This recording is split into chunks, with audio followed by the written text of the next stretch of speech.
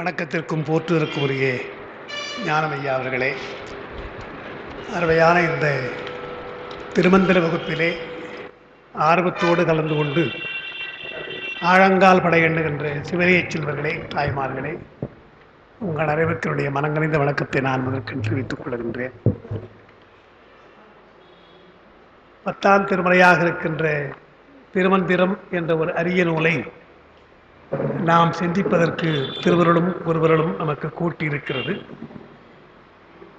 அதிலே முதல் தந்திரத்தில் சிவவரத்துவம் என்கின்ற பகுதியில் 42 பாடல், 43வது பாடல் நாம் எண்ண வேண்டும்.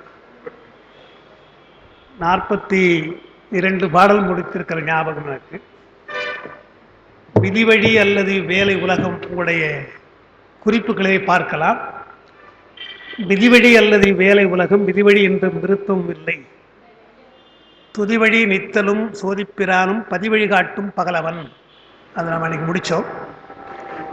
அந்திவண்ணா அரணே சிவனே என்று சிந்தை செய் வண்ணம் திருந்து அடியார் தொழ முந்தி வண்ணா முதல்வா பரணே என்று வந்து இவ்வண்ணம் எம் மனம் புகுந்தான். இந்த 2 வழி பார்த்தோம்.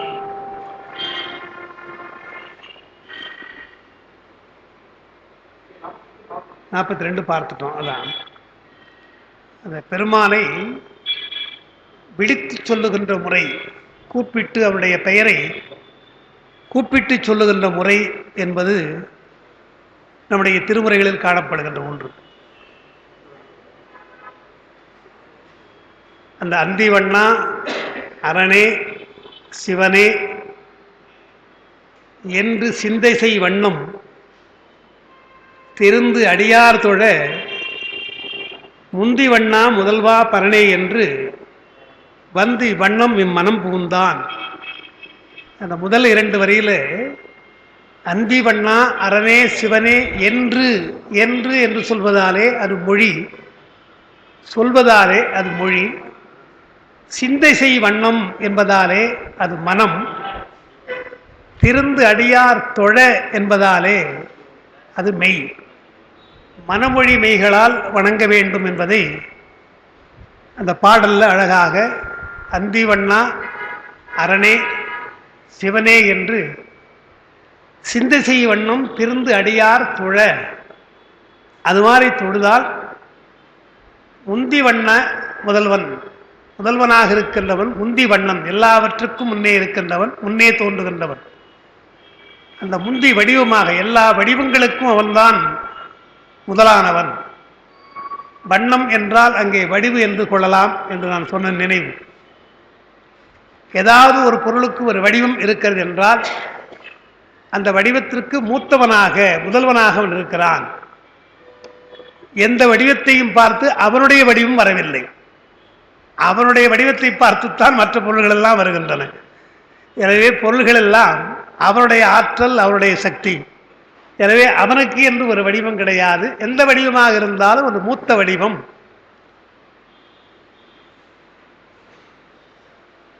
தடுத்தாட்கொண்ட புராணத்தில் சேக்கிழார் பெருமான் வயதான கோலத்தோடு வருகிறார்.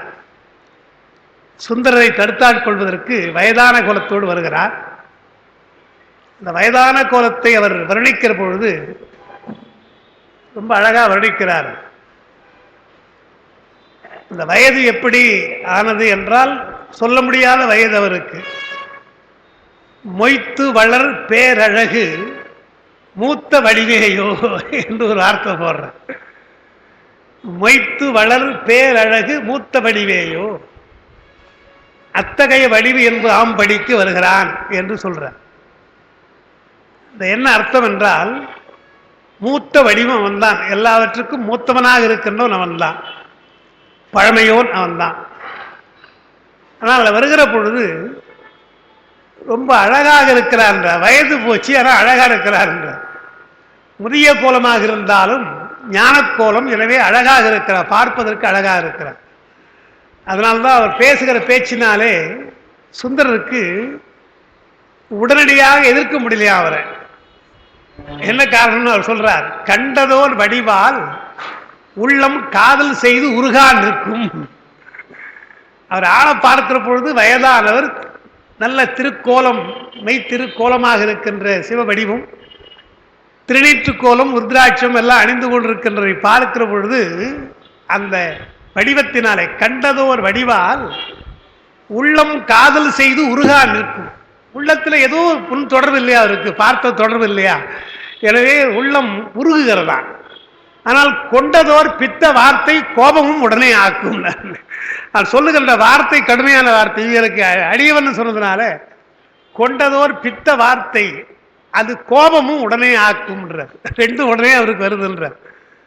அதனால் ரொம்ப அழகாக இருக்கிறான்னு சொல்றதுக்கு மொய்த்து வளரு பேர் அழகு மூத்த வடிவம் அப்படின்னா, அழகு அழகுன்னு நம்ம சொல்றோமே, ரொம்ப நாளாக சொல்லிட்டு இருக்கோம் இல்லையா, அழகு அழகுன்னு சொல்றோம். நாம் எதை அழகுன்னு சொல்றது? எல்லாம் ஒவ்வொரு வகையில் அழகுதான். நம்முடைய கண்ணுக்கு ஒவ்வொரு வகையில் அழகுதான். இயற்கையெல்லாம் பார்க்கிற பொழுது அழகா இருக்கிறது, நம்மை விருப்பமானவர்களை பார்க்கிற பொழுது அழகா இருக்கிறது. எல்லாம் அழகுதான் பொருள்கள். சில பொருள்கள் கலைப்பொருளாக வாங்கி வச்சுக்கிறோம், சிலதெல்லாம். அழகு என்பது ஒரு எல்லையில் அடங்கலை. அழகான பெண்களை பார்க்கிறோம், அழகான இயற்கையை பார்க்கிறோம், அழகான குழந்தையை பார்க்கிறோம், அழகான கலைப்பொருளை பார்க்கிறோம். அப்ப அழகு என்ற ஒன்று எல்லாவற்றிலும் விரவி கிடக்குது. சேக்கிழார் என்ன சொல்றார், எத்தனைதான் அழகு பலவாக விரவி கிடந்தாலும் பெருமானுக்கு ஒரு அழகு இருக்கு இல்லையா, அந்த அழகுக்கு இணை கிடையாது. அப்புறம் அழகு அழகுன்னு நாம் சொல்றோமே, அந்த அழகுக்கு ரொம்ப நாளாக சொல்லிட்டு இருக்கோம் இல்லையா, அந்த அழகுக்கு அந்த அழகு என்பதற்கு வயசாச்சா இல்லையான்னு கேட்கிறாரு சேக்கிழார். ரொம்ப நாளாக சொல்லிட்டு இருக்கீங்க, அழகு என்பதற்கு வயசாச்சா இல்லையா என்றால், ஆமாம் ரொம்ப நாளாக சொல்றோம், ரொம்ப நாளாக வயசு ஆக வேண்டியது தானே என்றால், ஒருவேளை அந்த அழகுக்கு வயசாச்சுன்னு சொன்னா அது இப்படித்தான் இருக்கும். மொய்த்து வளர் பேர் அழகு வாங்க மொய்த்து வளர் பேர் அழகு மூத்த வடிவம் என்றால், அழகு மூத்தால் எப்படி இருக்கும், அழகுக்கு முதுமை வந்தால் எப்படி இருக்கும் என்றால் இது போலத்தான் இருக்கும் என்று சொல்றார். அதனால எல்லாவற்றுக்கும் அழகு என்றாலும் சரி, வடிவம் என்றாலும் சரி, அவன்தான் அதற்கு மூத்தவனாக இருக்கிறான், முன்னவனாக இருக்கிறான் என்பதால் தான் முந்தி வண்ணா, முந்தி வண்ணா முதல்வா என்று சொல்லுகிற முந்தி வண்ணனே என்று சொல்றாங்க. முந்தியே முதல் நடு இறுதியும் ஆனாய் என்று நாம் சொல்றோம் இல்லையா. எனவே எல்லாவற்றுக்கும் முந்தி இருக்கிறான் பெருமான். அதைத்தான் நாம் இங்க பார்த்தோம். முந்தி வண்ணா முதல்வா பரணே என்று வந்து வண்ணம் எம் மனம் புகுந்தான். அப்போ பெருமானுடைய திருப்பெயர்களெல்லாம் மொழி, பெருமானை சிந்தை செய்கின்ற திருவேணி மனம், அவனை தொழுவது மெய் உடம்பு. திருந்து அடியார், அங்க திருந்து அடியார்னு போடுறார். சீரடியார், திருந்தடியார், மெய்யடியார், இதெல்லாம் அடிக்கடி சொல்ற வார்த்தைகள். அடியார்னு சொல்லாம இதெல்லாம் இணைத்து நாம் ஒரு அடைமொழி கொடுத்து சொல்லணும். திருந்து பேரவை சொல்றார், திருந்து பேரவை என்றெல்லாம் சொல்றார். என்றால் அதுக்கு என்ன அர்த்தம் என்றால், சிவனையே பரமாக எண்ணுதல், அதுதான் திருந்து அடியார். எல்லாரும் அடியார்கள் தான், எல்லா இறைவனையும் வணங்குற அடியார் தான். சிவனையே பரமாக எண்ணுகின்ற இருக்கிறார்களே அவர்கள்தான் திருந்தியவர்கள். எனவே திருந்து அடியார், திருந்து அடியார் சிவனே பரன் என்பதை அறிந்தவர்கள். சித்தம் ஒருக்கியவர், மனம் ஒடுக்கியவர் என்று எழுதியிருக்கிறார். சித்தம் ஒருக்குதல் என்பது ஒரு சொல், மனம் ஒடுக்குதல் என்று ஒரு சொல். அந்தி வண்ணம், பெருமானுடைய ஒரு நிறம் அந்தி வண்ணம், திருவுரு. அரண் என்று சொல்வதாலே அவருடைய தொழில் தெரிகிறது. சிவன் என்பதாலே அவனுக்குள்ள மங்கள குணம். முதல்வன் என்பதாலே அவன் ஆக்கி அழித்து அழிக்கின்றவன். பரன் என்பதாலே தனக்கு மேல் ஒரு ஆள் இல்லாதவன். முந்திவண்ணன் என்பதால் எவ்வுருவிற்கும் முதலாய திருவுரு. அப்போ அந்த பாட்டில் அந்திவண்ணன், அரண், சிவன், முந்திவண்ணன், முதல்வன், பரன் என்று இத்தனை சொல் சொல்லியிருக்கா இல்லையா? அத்தனை சொற்களுக்கும் காரணம் உண்டுன்றார். அதனால முதல்ல அந்திவண்ணன் என்பது அவனுடைய நிறத்தை குறிப்பது. செந்தழல் புரைதிரு மேனையும் காட்டி திருப்பெரும் துறை உரை கோயிலும் காட்டி அந்தணன் ஆவதும் காட்டி வந்து ஆண்டாய் என்று சொல்றார். எனவே பெருமான் அந்திவண்ணனாக இருக்கிறான், சிவந்த வேணியாக இருக்கிறான் என்பதாலே தியானத்திற்கு அவரை சிவந்த வேணியாக நாம் எண்ண வேண்டும். எனவே அது திருவுரு நிறம், அது தியானத்திற்காக. அரண் என்று சொல்வதாலே அவருடைய தொழில் அழிக்கின்ற தொழில், அது பாசத்தை அரிப்பதாலே அரண். சிவன் என்பதாலே மங்கள குணம், அவன் குறைவிலா மங்கள குணத்தன் நிறைமலம் அனாதியே நீங்கி நிற்றல். எனவே அரைகுவன் சிவன் என அறிவின் மேலவர் என்று சிவஞான முனிவர் காஞ்சி புராணத்தை சொல்வதே சிவன் என்றால் மங்கள குணம் என்று சொல்றார். முதல்வன் என்றால் எல்லாவற்றையும் ஆக்கி அழித்து அழிக்கின்றவன் முதல்வன். பரன் என்று சொன்னால் தனக்கு மேல் யாரும் இல்லாதவன். முந்திவண்ணன் என்றால் எல்லா ஒருவருக்கும் முதலானவன் என்று ஒவ்வொரு சொல்லுக்கும் பெருமானுடைய அந்த இயல்புகளை நாம் நினைவு கொள்ள வேண்டும் என்றுதான் அங்கே சொல்றார். அடியார் தொழ நானும் தொழுவேன் என்பதால் அங்க சொல்றார் இல்லையா, திருந்து அடியார் தொழ நானும் தொழுவதால் என்னுடைய மனசிலே புகுந்து கொண்டான். அடியார் தொழ நானும் தொழுது என்பதால் அச்செயலின் பொருள் எனக்கு முற்றும் தெரியவில்லை. ஏன் தொழுகிறோம் என்று தெரியலையா? அவங்க தொழுகிறாங்க, எனவே நானும் தொழுகிறேன். அந்த அப்பரடிகள் பாடுற பாட்டு நான் சொல்லியிருக்கிறேன். ஞானத்தாய் உன்னை நானும் தொழுவேன் இல்லையா? ஞானத்தால் தொழுவார். அவங்க தொழுகின்ற தன்மை வேறு. அவங்க எப்படி தொழுகிறா எனக்கு தெரியாது, தொழுகிறார்கள்.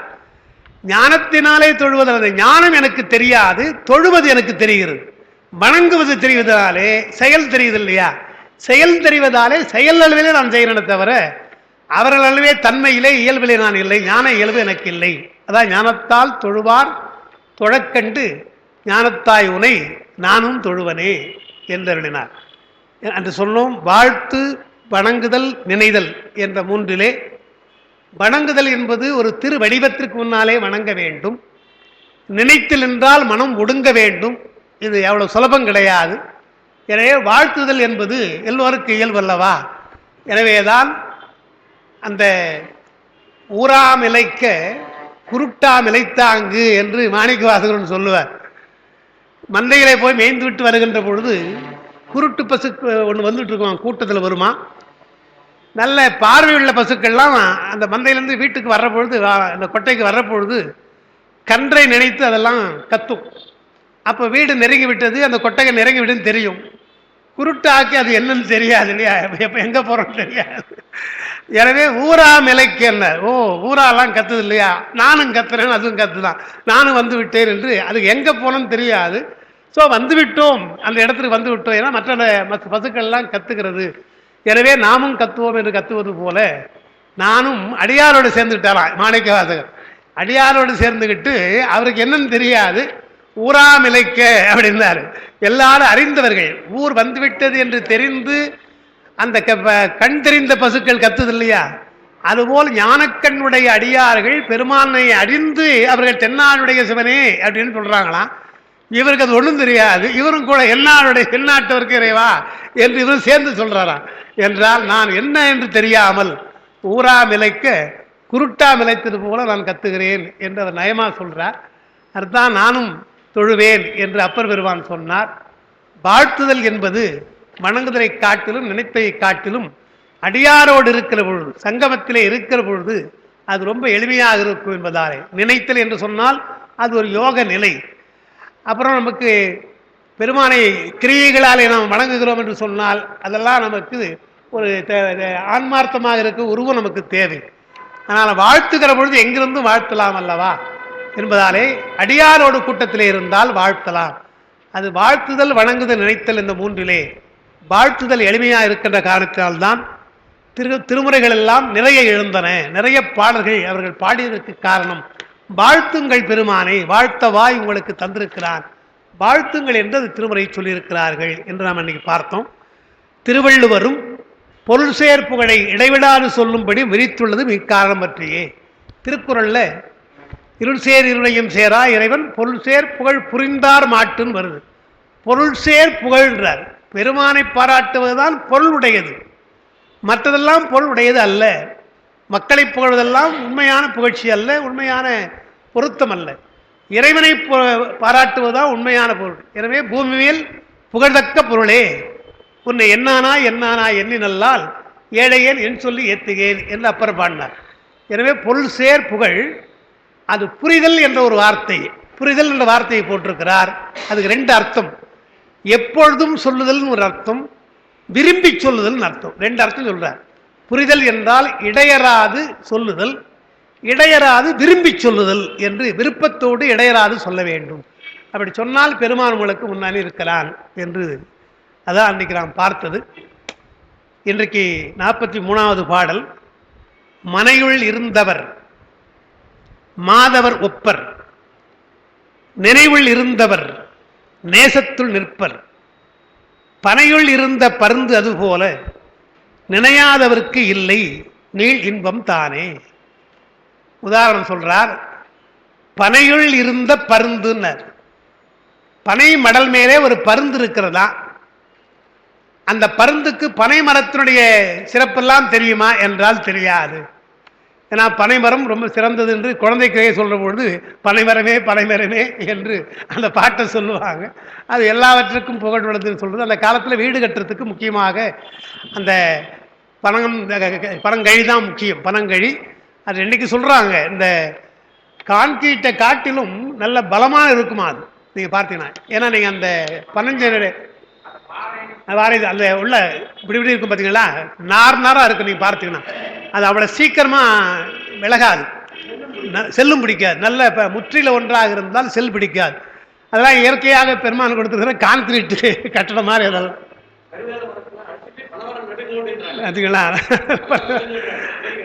அதான் இப்போ நீங்கள் இன்னொன்று சொல்லலாம். இப்போ நமக்கு தெற்கு பக்கம் சொல்கிற பொழுது அந்த பகுருளியாறு பன்மலடுக்கெல்லாம் போயிடுச்சு, லெமோரியா கண்டம்னு சொல்கிறாங்களே. அதில் சொல்லுகிற பொழுதே 7 பனை நாடு 7 தங்க நாடு என்று 7 தெங்கும் தான் 7 வகையான 7 நாடுகள் தென்னை மரங்கள் இருந்தான். தெங்க நாடுன்றாங்க. தெங்குனா தென்னை மரம். 7 பனை நாடு என்றால் அது குறும்பனை நெடும்பனை என்ற 2 வகையாக இருந்திருக்கு. எனவே பனை என்பது இருந்திருக்குது. அதை இப்போ ஆராய்ச்சியில் என்ன சொல்கிறாங்க, யாழ்ப்பாணம்னு சொல்கிறோமே அது அல்ல, 7 பனை என்பது தான் யாழ்ப்பாணம் மாறிச்சுன்றாங்க. அது ஒரு கருத்து சொல்றாங்க. 7 பனைனா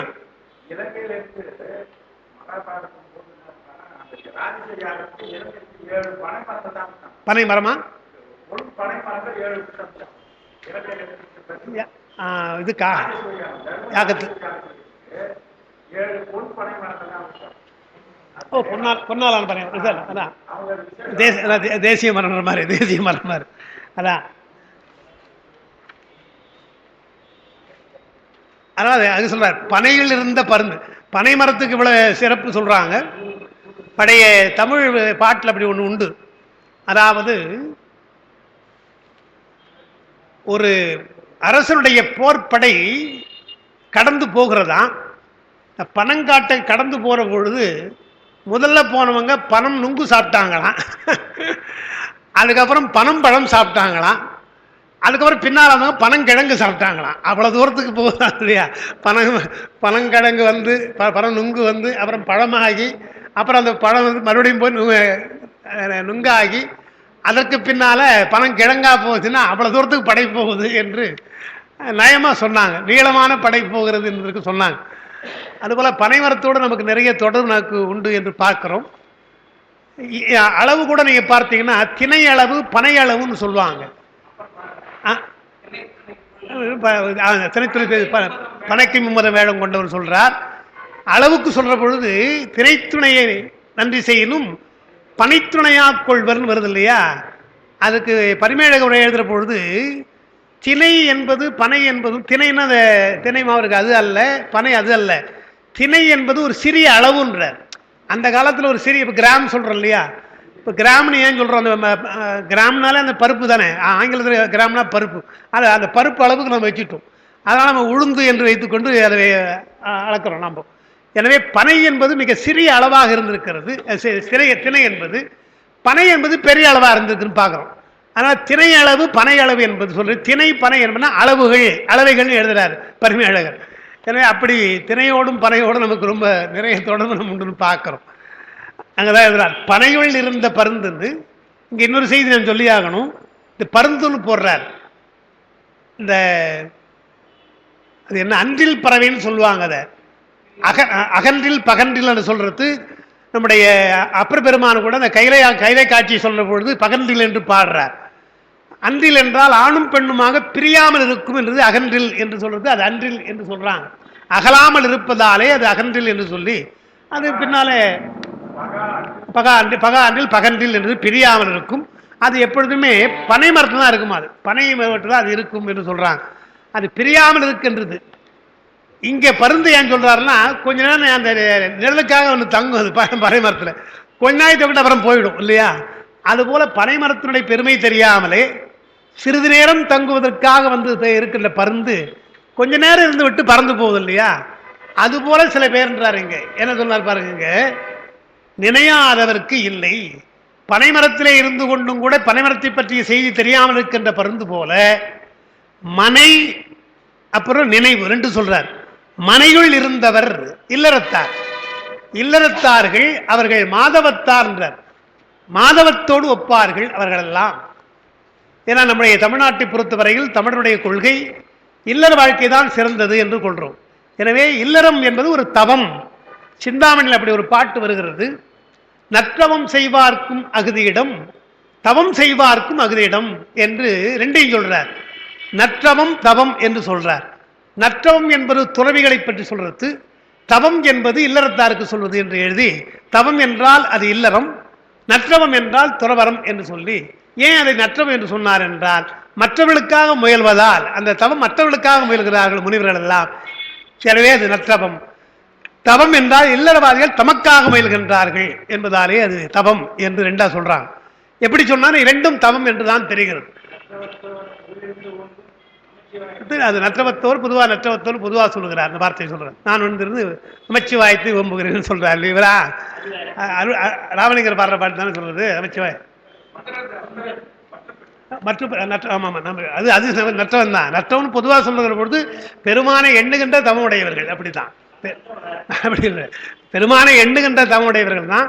தவத்தினாலே வழிபாடு செய்யலாம், ஆனால் நல் தவத்தினாலே சிவ வழிபாடு செய்யலாம். எனவே அப்படிதான் சொல்லலாம். மந்திரங்கள் எல்லாம் சொல்லலாம், அது தவத்தினாலே. நற்றவம் இருந்தால் உங்களுக்கு மூலமந்திரமா இருக்கிற அந்த பஞ்சாயத்து சொல்வாரு. அந்த இடத்துல அப்படிதான் சொல்றார். எனவே மனையுள் இருந்தவர் மாதவம் ஒப்பார்னர். மனை என்பது இல்லறம். இல்லறத்திலே இருந்தவர்கள் எல்லாம் மாதவம் செய்கின்றவர்கள் மாதவத்தார். நினைவில் இருந்தவர் நேசத்துள் இருப்பார்கள். அவர்களெல்லாம் எப்பொழுதுமே நினைவோடு பெருமானை நினைத்துக் கொண்டிருப்பார்கள், தியானித்துக் கொண்டிருப்பார்கள். இல்லறவாதிகள் வழிபாட்டு நேரம் என்று ஒதுக்கிவிட்டு மற்ற நேரத்தில் இல்லற கடமைகள் செய்கிறார்கள். துறவிகள் எப்பொழுதுமே பெருமானை எண்ணிக்கொண்டிருக்கிறார்கள். ரெண்டா சொல்றார். துறவரத்தார் தியானிகள், அவர்களாம் ஞானிகளாக இருக்கிறார்கள். இவ்விரு நிலையில் இருந்தாலும் பனையில் இருந்த பருந்து அவருடைய பயனை அறியாதது போல நினைவில்லாதவருக்கு நீள் இன்பம் இல்லை. நீளமான இன்பமா இருக்கின்ற பேரின்பம் என்பது கிடையாது அப்படின்றார். அதுதான் சிவனருளில் திளைத்திருந்தால் பேரின்பம், திளைக்கவில்லை என்றால் உங்களுக்கு அந்த இன்பம் இல்லை என்றார். ஞானம் ஈசன்பால் அன்பே. அந்த பாட்டில் நினைவுள் இருந்தவர் நேசத்துள் வருது இல்லையா? நேசம் என்றால் அன்பு என்றுதான் அர்த்தம். அன்பு என்றாலும் ஞானம் என்றாலும் வேறுபாடு கிடையாது, ரெண்டும் ஒன்றுதான். ஞானத்தால் ஞானம் ஈசன்பால் அன்பே என்று சொல்வதாலே அன்பும் ஞானமும் ஒன்றுதான். எனவே நேசத்தில் இருப்பார் என்றால் ஞானிகள் எல்லாம் பெருமானையே எண்ணிக்கொண்டிருப்பார்கள் என்று சொல்லி, அந்த நேசம் என்பதைத்தான் அந்த சிவஞானபுரத்தில் மால் அற நேயம் மலிந்தவர், மால் அற ஞானம் மலிந்தவர் என்று சொல்லாமல் மால் அற நேயம் மலிந்தவர் என்று வருது. மால் என்றால் மயக்கம் அர்த்தம். மயக்கம் என்பது எங்க? அறிவில் தான் மயக்கம் இருக்கும். எனவே மயக்கம் நீங்கினால், அறியாமை நீங்கினால் ஞானம்தான். ஆனால் அந்த ஞானம் சொல்லாம அது நேசம் என்று சொன்னார். மால் அற நேயம், அதுதான் என குறிப்பிட்டு, மால் என்றால் மயக்கம், அது மலவாதனை நீக்கம். அந்த 12ஆம் சூத்திரத்தில் வர்றது மாலரை என்பது மலவாசனை, மலம் அல்ல, மலவாதனை நீக்கும் என்றால் அதனால் நேயம் மலியும் என கூறினார். எனவே இப்பாடலால் இறைவனை இடைவிடாது நினைத்ததனுடைய சிறப்பு கூறப்படுகிறது என்று. நீங்கள் இல்லறவாதியாக இருக்கலாம், துறவையாக இருக்கலாம், எப்படி இருந்தாலும் பெருமானை இடைவிடாமல் எண்ணினால் உங்களுக்கு நீள் இன்பம் கிடைக்கும். அப்படி நினையாதவருக்கு இல்லை நீள் இன்பம் என்று சொல்றார். இந்த அடிப்படையெல்லாம் வைத்துத்தான் நமக்கு திருமுறைகள் அங்கே நமக்கு நிறைய சொல்லுகிறார்கள். அதாவது கரவாடும் மண்ணெஞ்சார்க்கு அறியானை, கரவாடும் மண்ணெஞ்சார்க்கு அறியான், கரவிலார்பால் விரவாடும் பெருமானை அப்படின்னார். கரவு இல்லை என்றால், மறைப்பு இல்லை என்றால் அவனோடு விரவாடுகிறான் என்றால் கலக்கின்றான் பெருமான்.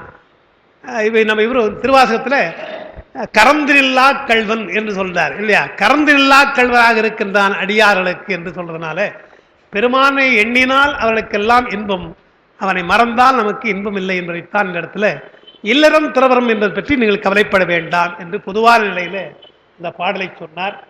அதோட நமக்கு அந்த 42வது பாட்டு முடியும், 43வது பாட்டு முடியுது, 44வது பாட்டு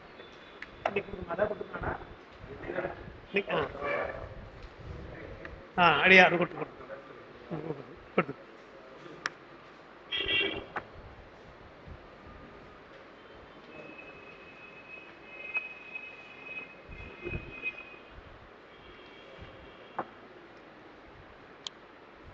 அடியாறு பரவும் அமரர் பிரானை முடியால் வணங்கி முதல்வனை முன்னி படியாரருளும் பரம்பரன் எந்தை விடியா விளக்கென்று மேவி நின்றேன். இந்த அடியார் என்பதற்கு மெய் உணர்ந்தார்னு அப்பா எழுதுறாங்க, ஒரே அதான் கொடுத்துருக்கிறேன் நான். அடியார் என்றால் மெய் உணர்ந்தார் என்று திருமூலர் பின்னால சொல்ல போகிறார். அடி ஆர்பவர் அடியார், அடியை பொருந்துகின்றவர்கள், பெருமானுடைய திருவடியை பொருந்துகின்றவர்கள் தான் அடியார் அப்படின்றார். அடிமையாக இருப்பதாலே அடியார் என்பது வேறு, பெருமானுடைய திருவடியை பொருந்துவதாலே அடியார் என்பது வேறு. அடி ஆர்பவர் அடியார். அடி என்று சொன்னால் திருவடி, திருவடி என்று சொன்னால் திருவருள். அல்ல, திருவடி என்று உருவமாக சொன்னாலும் அது திருவருள் தான். அதுக்கு ஞானசம்பந்தருடைய ஒரு பாட்டு எடுத்து போட்டிருக்கேன். சேவுயரும் தின்கொடியான் திருவடியே சரண் என்று சிறந்த அன்பால் நாவியலும் மங்கையொடு நான்முகந்தான் வழிபட்ட நலங்கொள் கோயில். சேவுயரும் தின்கொடியான் திருவடியே சரண். சே என்பதற்கு எருதுன்னு அர்த்தம். சேக்கிழார் சொல்றதுனால எருது. எருதையே கொடியாக கொடையவன், எருதையே வாகனமாக உடையறாக்கா ஏற்றுயர் கொடியுடையா என்று அவனுக்கு கொடி அதுதான், ஏறுதான் அவனுக்கு கொடி. அப்படி சேவுயரும் தின்கொடியான் திருவடியே சரண், அவனுடைய திருவடியை தவிர திருவருளை தவிர வேற நமக்கு அடைக்கலம் இல்லை என்று சிறந்த அன்பாழ்ந்தார். அன்புல சிறந்த அன்பு என்று சொல்றார். நாவியலும் மங்கையோடு நான்முகம்தான் வழிபட்ட நலங்கொள் கோயில் என்று பிரம்மபுரத்தை தான் சொல்றார். நம்முடைய பிரம்மபுரத்தை தான் அவர் சொல்றார் ஞானசம்பந்தர் என்று சொல்றார். அப்போ பரவல் என்பதற்கு துதித்தல் என்று பெயர். அதை சொல்லியிருக்கிறேன் உங்களுக்கு ஏற்கனவே. முன்னிலை பரவல் படற்கை பரவல் என்று 2. முன்னிலை பரவல் என்று சொன்னால் தமிழ்ல போற்றி என்று, படற்கை பரவலுக்கு நமக என்று 2 இருக்கிறது. நமக்கு வடமொழியில நமக என்று இருப்பதற்கு தமிழ்ல போற்றி என்று தான் சொல்லியிருக்கிறார்கள். போற்றி என்பது முன்னிலையாக சொல்லுகின்ற ஒன்று. படற்கைக்கு சொல்லுகிற பொழுது நமக என்றும், போற்றிக்கு சொல்லுகிற பொழுது முன்னிலைக்கு போற்றி என்றும் சொல்லணும். அந்த 2 வகையான பரவல்ன்றார். அதில் அன்னைக்கு கூட உங்களுக்கு சொன்னேன், பரவுதல் துதித்தல் என்று 2 இருக்கிறது. துதித்தல் என்கிற பொழுது ஏதேனும் ஒரு வேண்டுகோளை வைத்து நாம் வணங்குவது துதித்தல் என்றும், எந்த விதமான வேண்டுகோளும் இல்லாமல் பரவுதல் என்றும் சொல்லுகிறார்கள் என்று ஒரு குறிப்பு எழுதுகிறார்கள். அதுக்கு உதாரணம் சொல்ற பொழுது பாடுவார் பசி தீர்ப்பாய் பரவுவார் பிணிகளைவாய் என்று சொல்றார். அதனால பசிக்கிறதுன்னு சொன்னா இந்த உலக இன்பம், உலக துன்பம். எனவே அதற்காக பெருமானை பாடலாம். பரவுதல் என்று சொன்னால் எதை பற்றியும் கவலைப்படாமல் அந்த நானும் உன்னை பரவுவனே என்று நம்முடைய மாணிக்க வாசகர் பாழ்த்த பிறப்பு அறுத்திடுவான் நானும் உன்னை பரவுவேன் என்று சொல்வதாலே பரவுதல் என்பது இன்னும் அதிகமான ஒரு பொருளுடையதாக, ஆழ்ந்த பொருளுடையதாக திருமுறையில் வழங்கப்படுகிறது. கருத்துக்கள் தான், நயமான கருத்துக்களாக சொல்லுகிறார்கள். முன்னிலை பரவல் படற்கை பரவல். படி என்பது நில உலகம். இங்க படியார் அருளும் பரம்பரன் என்றால் எங்கே அவன் அருளுகிறான் என்றால் நில உலகத்திலே அருளுகிறான். நம்முடைய அடியார்கள் எல்லாம் எங்கே அருள் பெற்றார்கள் என்றால் நில உலகெல்லாம் பெற்றாங்க, அங்கே போட்டாங்க கிடையாது. எனவே நமக்கும் அந்த அருள் நிச்சயமாக கிடைக்கும். அதான் நிலந்தன் மேல் வந்தருளி நீழ்கடல்கள் காட்டி என்று இங்கேதான் பெருமான் வருகிறான் என்று சொல்றோம் இல்லையா? முக்கியமான பாட்டு, முக்கியமான பாட்டு தானே அது நம்ம சொல்றது. அதாவது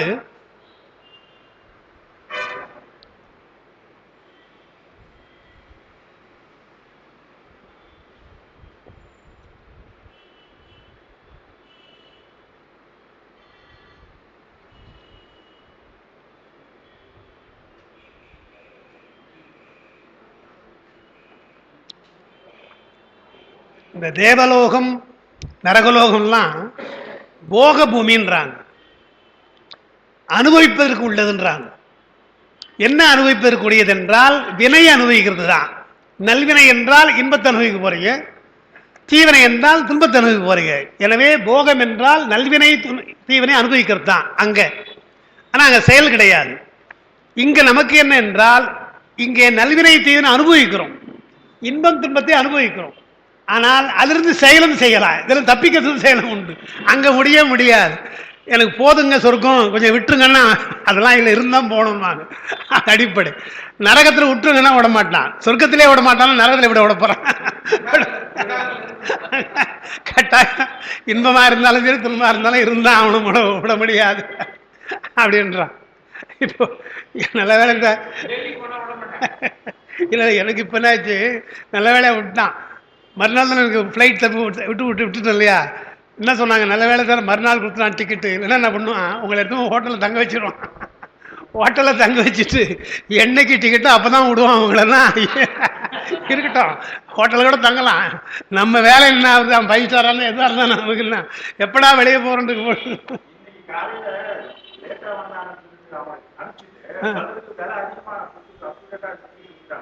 புரியுங்களா?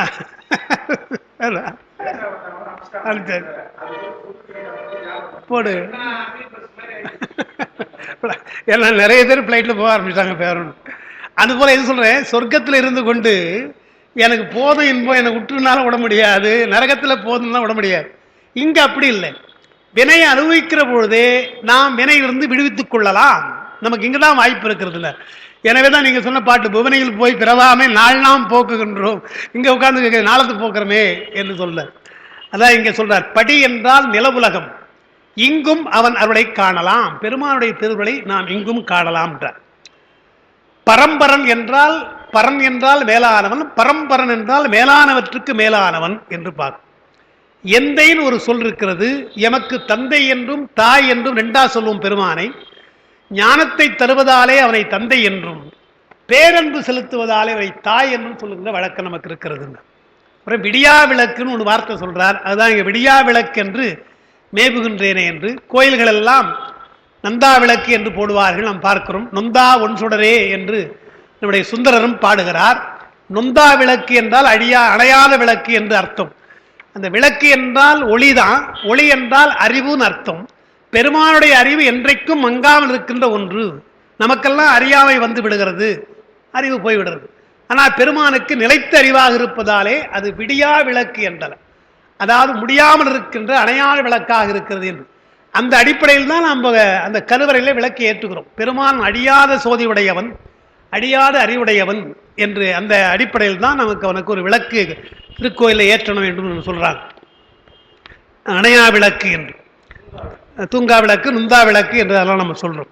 இங்க கூட எழுதிருக்க, நொந்தா ஒன் சுடரே, சுந்தரர் பாட்டை எழுதியிருக்கிறேன்.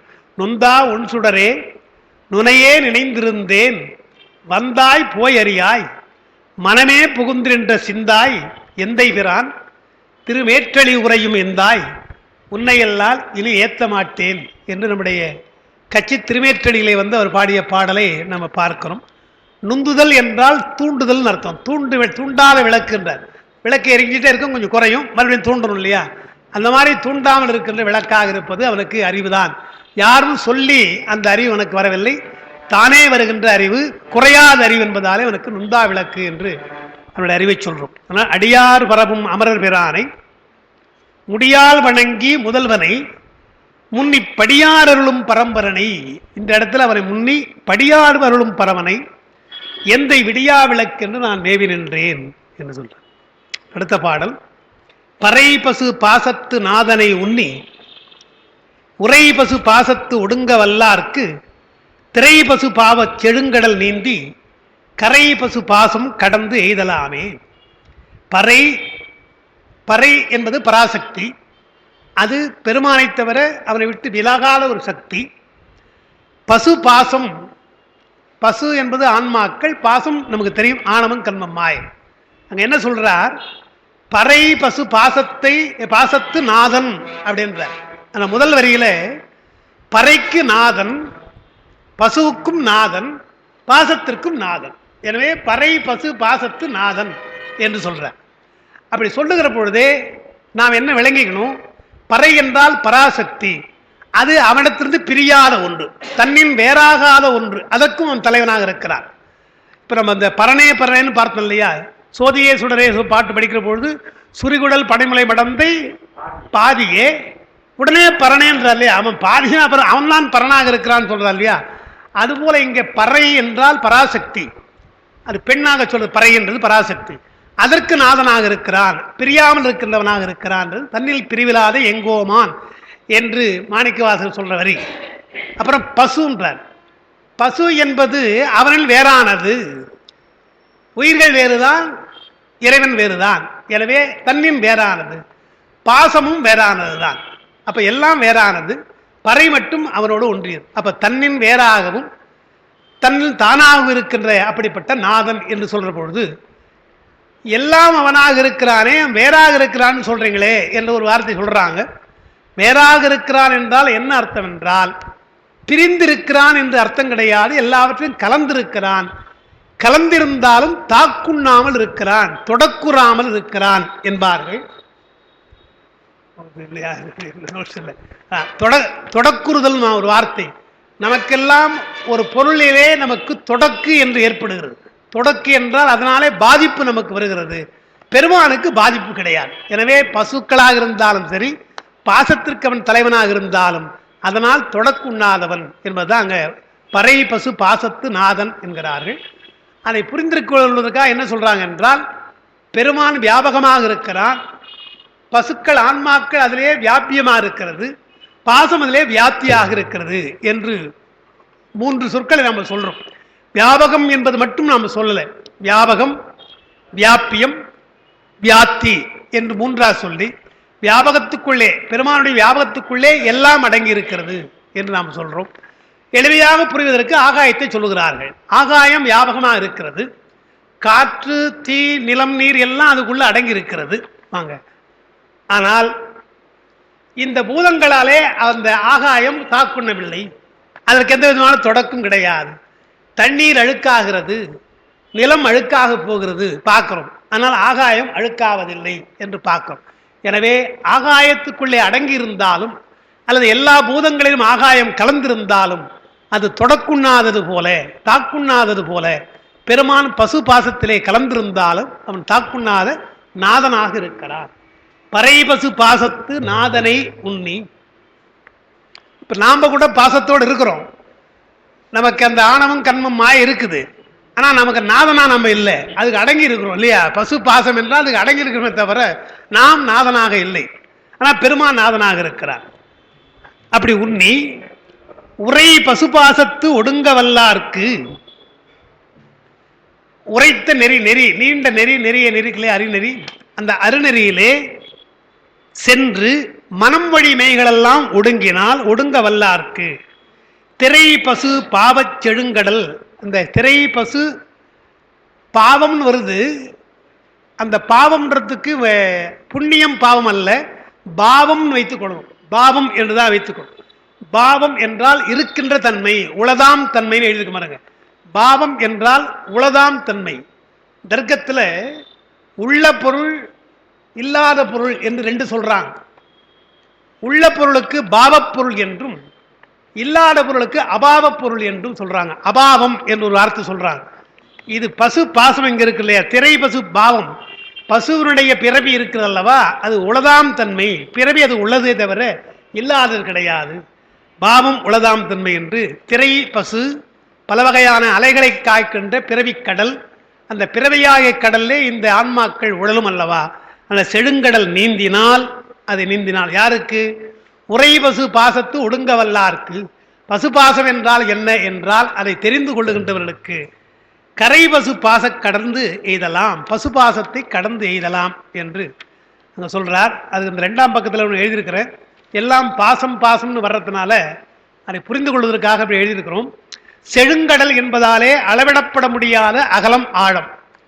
கடல் என்று ஏன் சொன்னாங்க? பிறவி என்றால் அளவிடப்பட முடியாது, எத்தனை பிறவி தெரியாது, இனிமேல் எத்தனை பிறவி நமக்கு தெரியாது, எவ்வளவு நாட்கள் தெரியாது. எனவே அகலம் ஆழம் எதுவும் தெரியாது.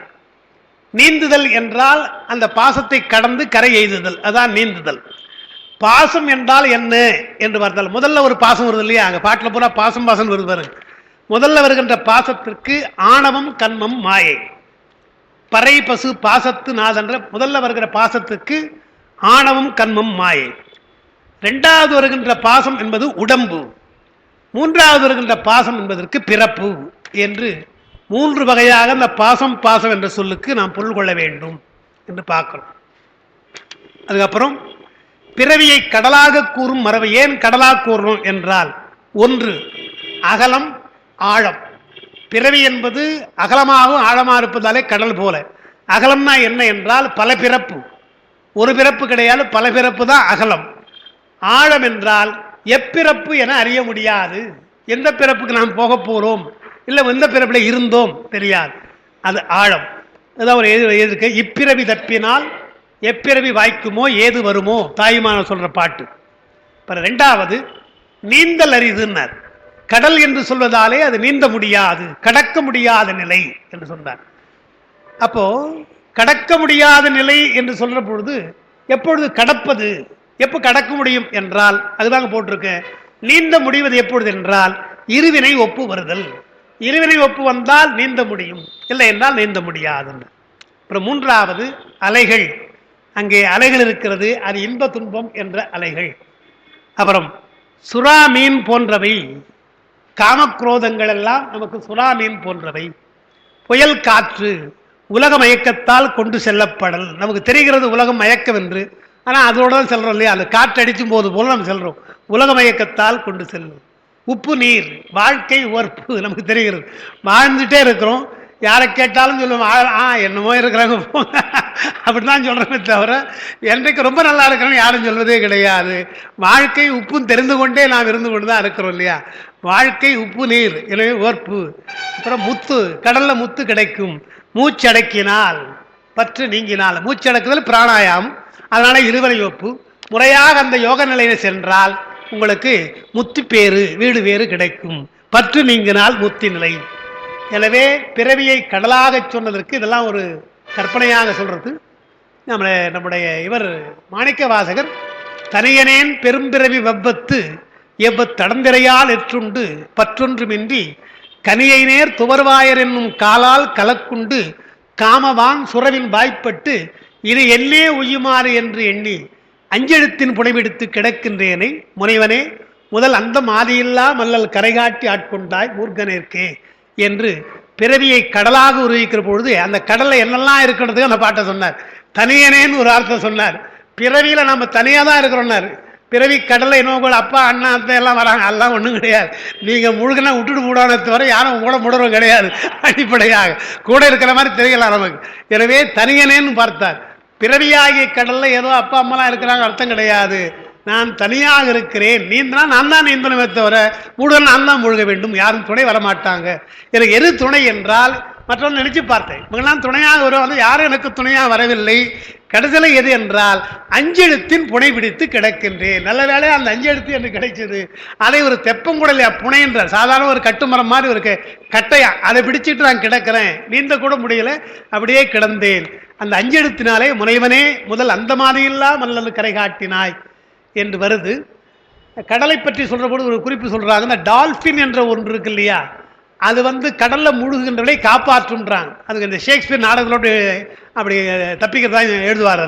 இந்த டால்பினுக்கு மட்டும் அந்த ஒரு எண்ணம் உண்டான். மக்களாக இருக்கின்ற அங்கே முழுகினாங்கன்னா சரி இவங்க நீந்த தெரியாதவர்கள் என்று சொல்லி உடனே அவங்களை அப்படியே பிடிச்சி இழுத்து போயிடுமா, ஏற்றி கூட போடுவோமே, அப்படி குறிஞ்சி முதுகு வேலை கூட ஏற்றிக்குமா, ஏற்றி கொண்டு கடலை கொண்டு போய் விடும். அப்படிப்பட்ட சிறப்புன்றாங்க. அதனால தான் டால்ஃபின் பற்றி நிறைய சொல்லுவாங்க, நமக்கு கதைகள் உண்டு. அதுமாதிரி நமக்கு டால்ஃபின் எதுன்னா அஞ்செழுத்து, நமக்கு டால்ஃபின் வேற ஒன்றும் கிடையாது. பரிமேலழகர் ஒன்று சொல்றார். ஏன் பிறவி அவர் சொல்றது பிறவியை பெருங்கடலாக சொன்னது என்ன காலம் என்றால், காரண காரிய தொடர்ச்சியாய் கரையின்றி வருதலால் பிறவி பெருங்கடல். அவருடைய விளக்கம் என்னன்னா, காரண காரிய தொடர்ச்சியாய் கரையில்லாமல் வருதல, கரையின்றி வருதலால் ரெண்டு சொன்னார்.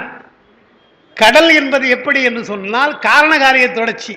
மழை பெய்கிறது, மழை வருகிறது இல்லையா, மழை காரணம், கடல் காரியம். இப்படி காரண காரியம் மாறி மாறி அங்கே கடல் இருந்து கொண்டே இருக்கிறது. கரை இருக்கிறதா என்றால் கரை கிடையாது. இந்த ரெண்டு செயலாலே பிறவி கடல் போலன்னு, காரண காரியத்தினாலே பிறவி கடல் போல, கரையில்லாமல் இருப்பதாலே கடல் போல அப்படின்னார். அது என்ன அர்த்தம் என்றால், காரண காரியம்னா என்ன அர்த்தம்? நாம் எதுக்காக பிறந்தோம்? வினை, அதுக்காக பிறந்தோம். சரி, வினை நீங்குதா என்றால் மறுபடியும் இன்னொரு வினை வருது இல்லையா நமக்கு. இந்த காரியமே நமக்கு பின்னால காரணமாக மாறுகிறது, அந்த காரணமே காரியமாக. எனவே காரண காரியம் தொடர்ச்சியாக வருகிறது, அது மாறவில்லை. இந்த கரை எப்பொழுது கிடைக்கும் நமக்கு என்றால், பிறகு எப்பொழுது நீங்கும் நமக்கு தெரியாது என்ற காரணத்தினாலே அது கரை என்று சொன்னார் என்று சொல்லி, அதனால அவர் எங்க சொல்றார்? பிறவி பெருங்கடல்னர், அங்கதான் சொல்றாரு. பிறவி பெருங்கடல் அது காரண காரியம் எல்லாம் தொடர்ச்சியாக கரையில்லாமல் வரும். அப்போ உனக்கு கரை சேர வேண்டும் அல்லவா என்றால் அதுதான் சொன்னார். பிறவி பெருங்கடல் நீந்து வருந்தார், நீந்த முடியும். யாருக்கு என்றால் இறைவனை சேர்ந்தால், என்னுடைய திருவிடையை சேர்ந்தால் உங்களுக்கு அந்த காரண காரியம் போயிடும், உங்களுக்கு வினை நீங்கிவிடும், கரை தெரியும், முத்தி ஆகிய கரை உங்களுக்கு தெரியும் என்று சொல்றேன். அதுதான் அந்த பாட்டு. அதுதான் அந்த பறைபசு பாசத்து நாதனை உண்ணி உரைபசு பாசத்து ஒடுங்க வல்லார்க்கு திரைபசு பாவச் செழுங்கடல் நீந்தி கரைபசு பாச கடந்து எய்தலாம் என்றால், பிறவியாகிய கடலை நாம் கடக்கலாம் என்ற ஒரு நம்பிக்கையை நம்முடைய திருமுறை ஆசிரியர்கள் கொடுக்கிறார்கள். திருமூலர் அதற்கு வழி சொல்லுகிறார் என்று நாம் பார்க்கிறோம்.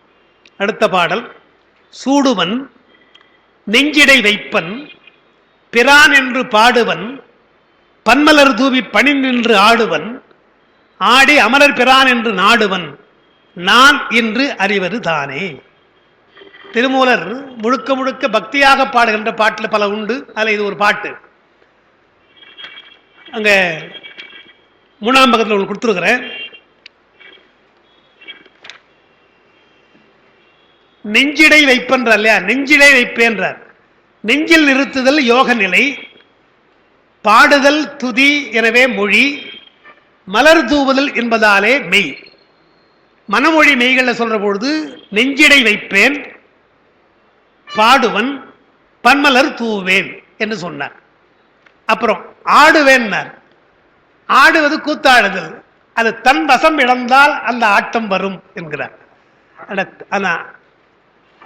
எழுதுங்க, ஆடுகின்றலை கூத்து கூத்தாடேன் கோமான் என் திருக்கோயில் தூகேன் மெழுகேன் கூத்துமாடேன் தலையார கும்பிட்டு கூத்துமாடி. இதெல்லாம் நமக்கு கூத்தாடுகின்ற தன் வசமிழந்தால் வருகின்ற அந்த பக்தி நெய்யை சொல்கிறார். பாடலாம், மலர் தூவலாம், எல்லாம் செய்யலாம். ஆடுதல் என்பது எல்லாருக்கும் வராது அப்படின்றார். எனவேதான் கும்பிடுறது கூட தலைக்கு மேலே கும்பிடுறது எல்லாருக்கும் கிடையாது. சில பேர் இப்படி கும்பிட்டு போயிடுறாங்க, தவிர தலைக்கு மேலே கும்பிட வேண்டும், தலையார கும்பிட்டு கூத்துமாடி என்று சொல்றார். அதான் அமரர் பிரான் என்று வருது. தேவர்களுக்கு தேவன் மகாதேவன். அமரர் என்றால் தேவர்கள், அவர்களுக்கு பிரானாக இருக்கின்றவன் தலைவன். பிரான் என்றால் தலைவன். அமரருக்கு பிரான் என்று சொன்னால் பொதுவாக தேவர்களுக்கெல்லாம் பிரான் தேவேந்திரன் தான். ஆனால் தேவேந்திரனுக்கு மேலாக இருக்கின்ற அமரர்கள் யார் என்றால் அயனும் திருமாலும். அவர்கள்தான் தேவர்களுக்கு தேவேந்திரனுக்கு மேலே இருக்கிறவங்க. எனவே தேவேந்திரனுக்கு மேலே திருமால் இருப்பதாலே அவர்களும் அவர்கள். அவளுக்கு மேலே இருக்கின்றவன் யார் என்று சொன்னால் நம்முடைய பெருமான் மகாதேவன் என்று சொல்லி அமரர் பிரான் தேவருக்கு தேவனாக இருக்கின்றவன் சொன்னார். யான் அறிந்தது இவ்வளவே. நான் என்ன பண்ண முடியும் பெருமானே? இவ்வளெல்லாம் உன்னுடைய போடலாம் சொல்லிட்டு நான் என்ன பண்ணலாம்? சூடுவன், நெஞ்சிடை வைப்பன், பிரான் என்று பாடுவன், பன்மலர் தூவி பணிந்து நின்று ஆடுவன், ஆடி அமரர் பிரான் என்று நாடுவேன், உன்னை நாடு. இவ்வளவுதான் செய்யணும். நான் இன்று அறிவது இவ்வளவுதான். இவ்வளவுதான் என்னால் அறிய முடியும். இது இன்னொரு சாதாரண செயலா? அதெல்லாம் இல்லையா, அது ஒன்றும் சாதாரண செயல் கிடையாது. இன்னும் எனக்கு இவ்வளவுதான் தெரியும் என்று சொல்வது போல சொல்லுகிறார். அதுக்கு அப்பா ஒன்று எழுதியிருக்கிறாங்க, அதுதான் அந்த மேற்கோளை காமிச்சிருக்கிறேன். சிறந்த ஆசிரியர்கள் சில இடங்களில் சொல்லுகிற பொழுது இது உறுதியாக என்று சொல்வதற்கு சில தங்களை முன்னிறுத்திக் கொள்வார்கள். இங்கே நீங்கள் பார்க்கலாம், பல இடங்கள் நம்ம படிக்க போகிறோம். அந்த யோக நிலையில் கூட, யோக நிலையில் அந்த மூலாதாரத்திலிருந்து தியானிக்கிற பொழுது சுவாதிஷ்டான நிலையிலே ஒரு ஒளிக்கீற்று வரும். உங்களுக்கு அந்த யோகத்தில் ஒளிக்கீற்று வரும். அந்த கீற்றினை நீங்கள் விடாமல் பிடித்துக் கொள்ளுங்கள். இது சத்தியம் சத்தியம்ன்றாங்க. விட்டுடாதீங்கன்றார். அதாவது அந்த யோக நிலைக்கு வந்தீங்கன்னா இதோடு விட்டுறாதீங்க, மேல் போவதற்கு ஒரு வாய்ப்பு உங்களுக்கு கிடைக்கிறது. இது சத்தியம் என்று ஒரு வார்த்தை சொல்வார். அந்த மாதிரி பல இடங்கள்ல திருமூலர் சொல்றார். தங்களுடைய அனுபவத்தை சொல்லுகிற பொழுது இது நான் அனுபவமாக கண்டது, எனவே நீங்கள் இதை நம்ப வேண்டும், உங்களுக்கு முயற்சி செய்தால் வரும் என்ற அந்த நம்பிக்கையை தருகிறார்கள். ஏதோ எங்களுக்கு தான் அது வரும்னு நினைக்காதீங்க, எல்லோருக்கும் பெருமான் அந்த அருளை தருவான் அப்படின்றான். அதுபோல திருவள்ளுவர் பெரிய புலவர், எல்லா இடங்களையும் அவர் சொல்ற விஷயம் தான், எல்லாவற்றையும் ஆய்ந்து பார்த்து அவர் தான் சொல்லுகிறார். இருந்தாலும் சில இடங்கள் தான் தன்னை முன்னிறுத்தி கொண்டு சொல்லுகிறார். அந்த இடத்துல ஒரு இடம், யாம் மெய்யா கண்டவற்றுள் இல்லை எனைத்தொன்றும் வாய்மையின் நல்ல பிற அப்படின்ற. எல்லாம் மெய்தான், அவர் சொன்னது கூட தத்துவம் தான், உண்மைதான். ஆனால் உலகத்தில் வாய்மை என்பது மிக முக்கியமானது. வாய்ச்சொல் அல்லது உண்மை அது முக்கியம். வாய்மை அதுக்கு வேறு சொல்லுவாங்க இல்லையா, உள்ளத்தினாலே சரியாக இருந்தால் அது உண்மை, வாயினாலே தவறாமல் ஒழுங்காக இருந்தால் சொன்ன சொல் காப்பாற்றினால் அது வாய்மை, உடம்பினாலே சரியாக இருந்தால் அது மெய்மை. 3 சொல் சொல்லியிருக்காங்க, உண்மை, வாய்மை, மெய்மை. இந்த 3 தான் நேர்மைன்னா நேரா இல்லையா? இந்த 3 நேரா இருக்கணும் இல்லையா? மனம், மொழி, மெய். மனம் ஒன்று எண்ண, மொழி ஒன்று சொல்ல, கை ஒன்று செய்தால் அது நேர்மை அல்ல. நேர்கோட்டிலே 3 அமைய வேண்டும். என்ன நினைக்கிறோமோ அதை சொல்லணும், என்ன சொல்லுகிறோமோ அதை செய்ய வேண்டும். இன்னைக்கு எல்லாம் சொல்றாங்க இல்லையா, நாங்கள் சொல்வதைத்தான் செய்வோம், செய்வதைத்தான் சொல்வோம்ன்றாங்க இல்லையா? அதே மாதிரி ஞானிகளாக இருக்கின்றவர்கள் சொன்னால் செய்வார்கள், சொன்னால் பலிக்கும், அதுவும் பாகம். எனவே மனம், மொழி, மெய் 3. அது என்ன சொல்றார், யாம் மெய்யா கண்டவற்றுள். யாம் என்று சொல்லுகின்ற இடம் 3 இடம் தான் திருவள்ளுவர். 3 குரல் தான், அவ்வளவு குரல்ல 3 தான் சொல்றார். ஒன்று இந்த குரல், யாம் மெய்யா கண்டவற்றுள் இல்லை எனைத்தொன்றும் வாய்மையின் நல்ல பிற 1. அதுக்கடுத்து என்ன சொல்றார், பெருமவற்றுள் யாம் அறிவதில்லை அறிவறிந்த மக்கட்பேர் அல்ல பிறன்றார். மக்கட்பேற்றிலே கூட பிள்ளைகள் பிறந்தால் அறிவான பிள்ளைகளை பெற வேண்டும், இல்லை என்றால் பிள்ளைகள் பிறக்காமலே இருப்பது நல்லதுன்றார். அப்படி சொல்றாரு, அப்படி சொல்லல, அப்படி சொல்லாம என்ன சொல்றார், பெருமவற்றுள் யாம், அது என பேரு, மக்கள் பேரு அல்லவா, பெரும் செல்வம், அறிவறிந்த மக்கள் பேர் வேண்டும், அது யாம் அறிந்ததில்லை என்றார். பெருமவற்றுள் யாம் அறிந்ததில்லை, யாம் அறிவதில்லை என்றாங்க. யாம் என்று ஒரு சொல்றார். இன்னொன்று சொல்றார், அதான் வேடிக்கையான இடம், கயமை என்ற அதிகாரத்தில் அவர் சொல்றார். என்ன சொல்றார், பொதுவாக பெருமான் எல்லாவற்றையும் படைத்திருக்கிறான், சிலவற்றை ஒப்புமையா சொல்லலாம். உதாரணமா அரளைப்பூ என்று சொன்னால் அது ரோஜாப்பூ மாதிரி இருக்கு, சிவப்பா இருக்குன்னு சொல்லலாம். அதுபோல ஒப்புமையா சிலவற்றை சொல்லலாம். ஆனால் மக்களுக்குள்ள நல்லவனையும் திருட்டு பயனையும் ஒரே மாதிரி வச்சிருக்கிறாளே பெருமான், இதில் ஏதாவது வேறுபாடு இருக்குதான்னு கேட்கலாம். திருட்டு பசங்களுக்கு ஏதாவது ஒரு குழந்தைத்தனம் பண்ண மாதிரியோ ஏதாவது அப்படியே வச்சிருக்கிறாளே பெருமான். கண்ணுன்னா கண்ணு இருக்குது, காதுன்னா காது, ஆளை பார்த்தா ஒன்றும் சந்தேகமே பட வேண்டிய அவசியம் இல்லை இல்லையா?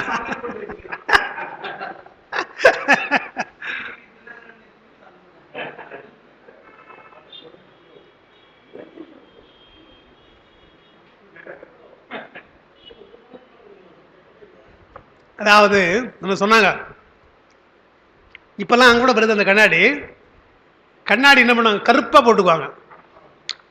வெளியிலேருந்து பார்த்தா கண் தெரியாது, இவனுக்கு தெரியும் யார் யார் போறாங்கன்னு தெரியும் இல்லையா? அதுக்காக இளைஞர் என்ன பண்ணுவாங்க, அந்த மாதிரி கண்ணாடி போட்டுக்கிட்டு எங்க வேணாலும் பார்க்கல, அதுக்காக போட்டுக்குவான். அதுக்கு ஒருத்தர் எழுத, நான் புதுக்கதை எழுதினேன், கண் தெரிவதற்குத்தானே கண்ணாடி போட வேண்டும், கண் தெரியாமல் இருப்பதற்கு ஏன் கண்ணாடி போடுகிறார்கள்? அது கண்ணு தெரியாது. நாம கண்ணாடி ஏன் போடுறோம், ஏன் நான் கண்ணாடி போட்டிருக்கேன், கண்ணு தெரியணுக்காக. அவன்லாம் ஏன் போடுறான்னா கண் தெரியக்கூடாதான், அதுக்காக கண்ணாடி போட்டான். அதே மாதிரி ஐயா சொன்ன மாதிரி திருநீர், குங்குமம், உத்ராட்சம் எதுக்கு? உண்மையான அன்புடைய பக்தியாளர்கள் தானே. இப்போ என்ன போச்சு, அதை போட்டுட்டு என்னெல்லாம் பண்ணலாம் இல்லை, அதை ஒரு வேஷமாக போட்டுவிட்டு அதை ஒரு கேடயமாக கவசமாக வைத்து கொண்டால், இங்கே இல்லை, மெய்ப்பொருள் நாயனார் புராணத்தில் அதுதானே வருது இல்லையா? மெய்ப்பொருள் நாயனார் புராணத்திலேயே அந்த முத்தநாதன் ஏன் அந்த வேஷம் போட்டான், அவருக்கு தெரியும், தெரிந்தாலும் வேஷம் முக்கியம் அல்லவா என்று வேஷம் போட்டான். அதை திருமலை சொல்றார். நமக்கு திருமுறையை படிக்கிற பொழுது பெரிய புராணத்தை படித்தோம்னா மெய்ப்பொருள் நாயனார் மேலே இருக்கணும்னு நினைப்போம். பரவாயில்ல, என்ன அவர் சொல்றார்? அவர் என்ன சொல்றார்? மெய்ப்பொருள் நாயனார் முத்தநாதன் தான் எனக்கு தெரியாதான்னு அவன் தெரிஞ்சவன் தான். அந்த புறத்துக்கு வரப்பொழுது ஆகமம் சொல்ல வரான் இல்லையா? ஆகமம் சொல்ல வர்றவன் அந்த புறத்துக்கு வரப்போறான், தெரிஞ்சுக்கிட்டார். ஆனால் அவன் போட்ட வேடம் மெய் வேடம் அல்லவா? திருநீறு மெய்யானது, ருத்ராட்சம் மெய்யானது, அது நீ எப்படி பொய் சொல்ல முடியும்? எனவே மெய்த்தவ வேடமே மெய்ப்பொருள்னர் அவனுடைய இதுதான். அவன் போட்டவன் மெய்யானவனா பொய்யானவனா அதை பற்றி கவலை கிடையாது. மெய் தவ வேடமே, யார் அணிந்தார்களோ அவர்களே மெய்யானவர்கள் என்ற ஒன்று தான் நம்முடைய திருமுறை நெறியில நமக்கு பெரிய புராணம் சொல்றது. திருமலர் கொஞ்சம் ரொம்ப ஜாக்கிரதையா சொல்றாரு. என்ன சொல்றார்? வேட நெறி நில்லார் வேடம் பூண்டு என் பயன். ஏண்டா வேஷம் போடுறார்? அந்த வேடத்தின்படி நீ நடக்கவில்லை என்றால் எதுக்காக நீ வேஷம் போடுற? அப்ப என்ன பண்ணார்? அரசனுக்கு சொல்றாரு, இந்த மாதிரி போலி எல்லாம் பல பேர் இருக்கிறான் இல்லையா, அவனை முதல்ல பாரு. பாட்டு பழைய உரையில வேற மாதிரி எழுதினாங்க. வேட நெறி செய்தால் அதுவே வீடு அது ஆகுமேன்னார். பெருமான அரசன் என்ன செய்யணும்? இந்த மாதிரி போலியா இருக்கிற சாமியாரெல்லாம் பிடிச்சி என்ன பண்ணணும்? வெட்டி விடுனா, தீர்த்து விடு. அந்த கொலை பாவம் கிடையாது, அது வீடு அதுவாமேன்னாரு. வீடு அது உனக்கு வீடு பேரு தரதுக்கு நான் பாடினார். அவளை கடுமையா சொல்ல அவர் நம்ம திருமூலர் என்ன சொல்றார்? நயமா என்ன பெரியவங்க இல்லையா அப்படி சொல்ல மாட்டாங்க, கொண்டு சொல்ல மாட்டாங்க. வேட நெறி நில்லாரை வேட நெறி செய், வேடம்படி நடக்க முடியாது செய், அவனை ஒழுங்கா இருக்க முடியாது செய். வேடம் போட்டுட்டு இல்லையா, துறவியா வேஷம் போட்டியா, அது மாதிரி நட. இல்லைன்னா அவுத்து போட்டு துறவியா விட்டுடும், வேற எங்க வந்துடும் என்று துறவியாக போனால் அதன்படி நடப்பதற்குள்ள நெறிகளை நீ செய்ய வேண்டும். சட்டங்கள் போன்றோ அல்லது பயமுறுத்தியோ அதை வேட நெறி செய்தால் அதுவே வீடு அது ஆகுமே என்று அவர் சொன்னான்னு பார்க்கும். அதனால அதான் அதுக்கு சொல்ல வந்தேன். அது என்னன்னா அவர் சொல்றார், ஒப்பு என்றால் திருடனுக்கும் நல்லவனுக்கும் கயவனுக்கும் வேறுபாடே இல்லை, மக்களே போல்வர் கயவர்னர். மக்களே போல்வர் கயவர்னர். எப்படி நல்மக்கள் எப்படி இருக்கிறாங்களோ அதே போலவே இவனை எப்படி இருக்கிறானே, கொஞ்சமான மாற்றம் விடாதா என்றால் மக்களே போல்வர் கயவர் அவரன்ன ஒப்பார் யாம் கண்டதில். அவர்கள் ஒப்பார் என்றால் இது போல ஒப்புமை எங்குமே கிடையாது என்றார். நீங்க ஏதோ நிலவு போல பெண்ணுன்னு சொல்லிக்கலாம், தாமரை போல முகம் சொல்லிக்கலாம், எதனா சொல்லிக்கும். அந்த ஓமை பொருந்தாது, இதுதான் பொருந்தும். கயவன் மக்கள் சமமா இருக்கிறான், எந்த விதமான வேறுபாடும் இல்லார்கள். அவரென்ன ஒப்பாரு யாம் கண்டதில் என்று சொல்றது இந்த 3 இடம் தான் சொல்றார். 2 இடம் நல்ல இடம் இல்லையா? யாமையா கண்டவற்றுள்ள இறை தோன்றும் வாய்மையின் நல்ல பிற என்று ஒரு இடம், அறிவறிந்த மக்கள் பேரல் என்று கதை சொன்னார். 3வது இந்த கயவனுக்கு சொன்னார் பார்க்கும். எனவே அங்கே எதை சொல்றார்? அதனால யாம்ன்றார் இல்லையா? யான் அறிந்தறி இவ்வளவே என்று சொன்னா என்ன அர்த்தம்? நீங்களும் இது போல சூடுங்கள், நெஞ்சிடை வையுங்கள், பாடுங்கள், பலர் மலர் தூவுங்கள், நாடுங்கள் என்று இதை அறிந்தால் போதும், உங்களுக்கு அந்த வீடு பேர் உண்டு. அதான் நான் என்று அறிவதுதானே திருவருள் பெற்ற. நான் பாட்டில் எப்படி இருக்கு? நான் இன்று அறிவது தானே இருக்கு இல்லையா? பாட்டு கடைசி பாட்டில் என்ன கடைசி வரியில நாடுவன் நான் இன்று அறிவது தானே. அந்த நான் என்பதற்கு அகங்காரமா சொல்லல, திருவருள் பெற்ற நானும், எனக்கு கூட அந்த திருவருள் கிடைத்திருக்குது, அடியேனுக்கும் அந்த திருவருள் கிடைத்திருக்கு. திருவருள் பெற்ற நான் இன்று என்றால் இந்நிலையில் இப்பொழுது நான் இதை உணர்ந்து சொல்லுகின்றேன். இன்று அறிவது என்றால் வேறு ஏதும் அறியாது ஒன்றையே அறிவது. அறிகின்ற பொருள் என்றால் எது என்றால் இப்பொழுது நான் பெருமானை தவிர வேற ஏதும் எனக்கு எண்ணவில்லை, வேற எந்த பொருளும் எனக்கு பொருளாக தெரியவில்லை. அந்த நிலையிலிருந்து நான் சொல்லுகிறேன் என்றால் ஒரு யோக நிலையிலிருந்து சிவோகம் பாவனிலே சொல்லுகின்ற பாடல் இந்த பாடல். நான் இன்று அறிவது தானே, இந்த நிலையில் இப்பொழுது நான் உங்களுக்கு சொல்வது இதுதான் என்று சொல்றார் திருவள்ளுவர். அது எழுதியிருக்கிற பொய்ப்பொருள் அறிந்து நீங்க மெய்ப்பொருள் காண்பது அறிவு என்றும், மெய்ப்பொருளாவது எது என்பதை செம்பொருள் காண்பது அறிவு என்றும் கூறினார். அவர் சொல்ற பொழுது அவர் என்ன பண்ணார்? மெய்ப்பொருள் காண்பது என்றால் என்ன? பொய்ப்பொருளை எல்லாம் காணுங்கள், நிலையில்லாத பொருள் எல்லாம் எது என்று அறிந்தால் மெய்ப்பொருள் உங்களுக்கு தெரியும். அது ஒரு ஸ்டேஜ், முதல் ஸ்டேஜ். மெய்ப்பொருள்ல எது மெய்ப்பொருள் என்று சொன்னால் அது செம்பொருள், பிறவாமை இருக்கின்ற பெருமான் தான் நமக்கு செம்பொருள் என்று மெய்ப்பொருளையும் சொன்னார், செம்பொருளையும் சொன்னார். அதுதான் எழுதியிருக்கிற பொய்ப்பொருள் உலகமயக்கம், மெய்ப்பொருள் தத்துவ ஞானம், செம்பொருள் பிறவா நிலை. இந்த 3 நிலை நமக்கு வரணும். பொய்ப்பொருளை விட்டு நீங்க வேண்டும், மெய்ப்பொருளை அறிய வேண்டும். மெய்ப்பொருளாவது எது என்றால் செம்பொருளாக இருக்கின்ற பெருமான், பிறவா நிலை தருகின்ற செம்பொருள் என்று அறிய வேண்டும் என பொருள்களின் தன்மையை இவ்வாறு அறிந்து கொள்க. நான் இன்று அறிவது என இங்கே இவ்வாறு கூறிய திருமூலர் பின்னாலே நான் பெற்ற இன்பம் பெருக இவ்வையகம் என்னும் கூறினார். பின்னால சொல்ல போறார் இல்லையா, இப்பொழுது அறிந்ததுன்னார். நான் என்று அறிவது என்று அறிவு நிலையிலே சொன்னது, ஆனந்த நிலையிலே அனுபவ நிலையிலே நான் பெற்ற இன்பம் பெருக என்று அந்த இன்பத்தை அனுபவ நிலையிலே சொல்லுகிறார் என்று பார்க்கிறோம். அதோட அந்த பகுதி முடிகிறது. நமக்கு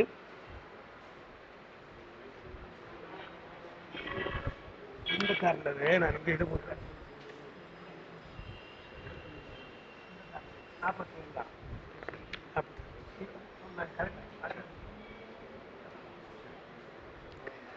இந்த உங்களுக்கு கொடுத்த நோட்ஸ்ல நான் என்ன பண்ணியிருக்கேன், 86 போட்டுட்டு இருப்பேன்.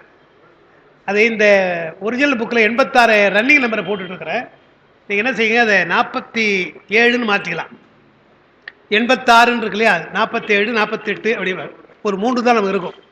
கொடுக்க போறீங்களா?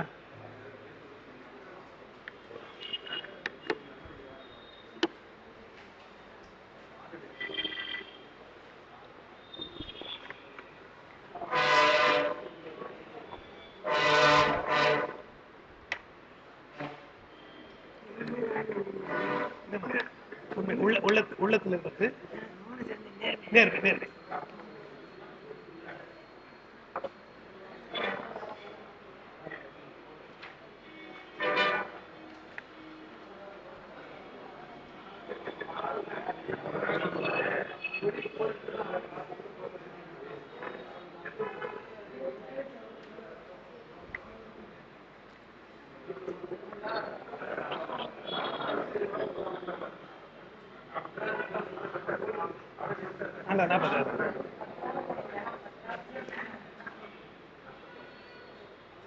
இப்போ இப்ப படிச்சது இந்த சூடுவன் நெஞ்சடை வைப்பல் இருக்குது, அது 46வது பாட்டு. இப்ப நாம் கொடுக்கறது உங்களுக்கு அளவில் அளவில் இளமை இருக்கு இல்லையா, அது 47வது பாட்டு. உங்களுக்கு 86ன்னு கொடுத்துருக்கோம். 86 47 போட்டுங்க. அப்புறம் 87 48 88 49 89 50 அப்படி வரும். அதை இப்போ அந்த நம்பரை போய் மாற்றிங்கன்னா புரியாரு போயிடும். இந்த அளவில் இளமைன்னு வருது இல்லையா, அது 86 இருக்குது, 47 போட்டுங்க பேஜ். முதல்ல நம்பர் வந்து 47, நான் ரன்னிங் நம்பரை கொடுத்துட்டேன். 47 சிவபரத்துவத்தில் 47வது,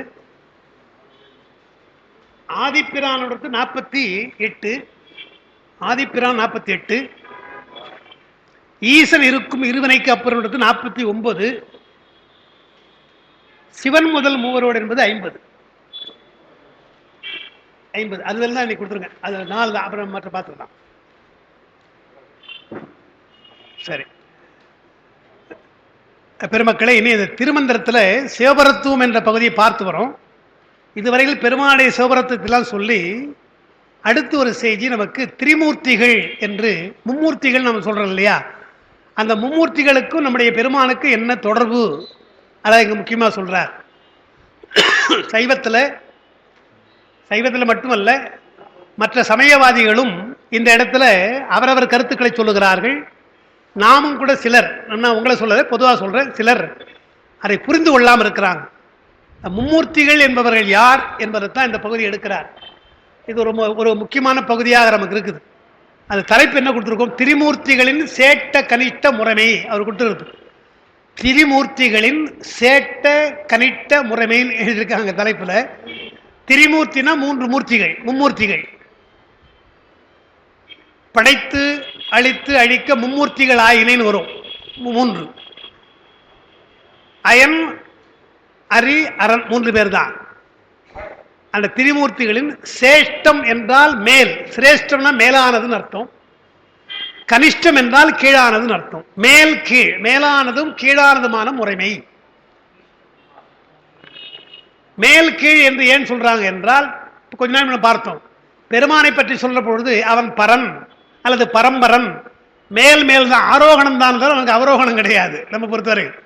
ஆனால் இங்க அப்படி இல்லை. திருமால் என்று சொன்னால் திருமால் இந்திரனை நோக்க அயனை நோக்க மேலானவன், ருத்ரனை நோக்க கீழானவன், அப்படி ஆயிடும். எனவே அவர்கள் மேலானவன் இருக்கிறார்கள், கீழானவன் இருக்கிறார்கள் என்று பார்க்கிறோம். இதுதான் நம்ம முக்கியமாக சொல்ல வேண்டிய ஒன்று. மும்மூர்த்திகளானவர் யார் என்றால், படைக்கின்றவன் அயன், காக்கின்றவன் திருமால், அழிக்கின்றவன் ருத்ரன் என்று சொல்லணும், சிவன் சொல்லக்கூடாது, ருத்ரன். இந்த 3 பேருக்குள்ளே வேறுபாடு இருக்கிறது, 3 பேரும் மேல் கீழ் இருக்கிறது என்று நாம் பார்க்கிறோம். அந்த பகுதியை கொஞ்சம் விரிவாக சொல்றார், கொஞ்சம் நாம் பார்ப்போம். அதான் அந்த பகுதியை பார்க்க போறோம். முதல்ல சிரேஷ்டம் எழுதியிருக்கேன். சிரேஷ்டம் என்றால் சேட்டம், அது மேல். கனிஷ்டம் என்றால் கீழ். திரிமூர்த்திகள் மும்மூர்த்திகள் அயன் அரி அரண்.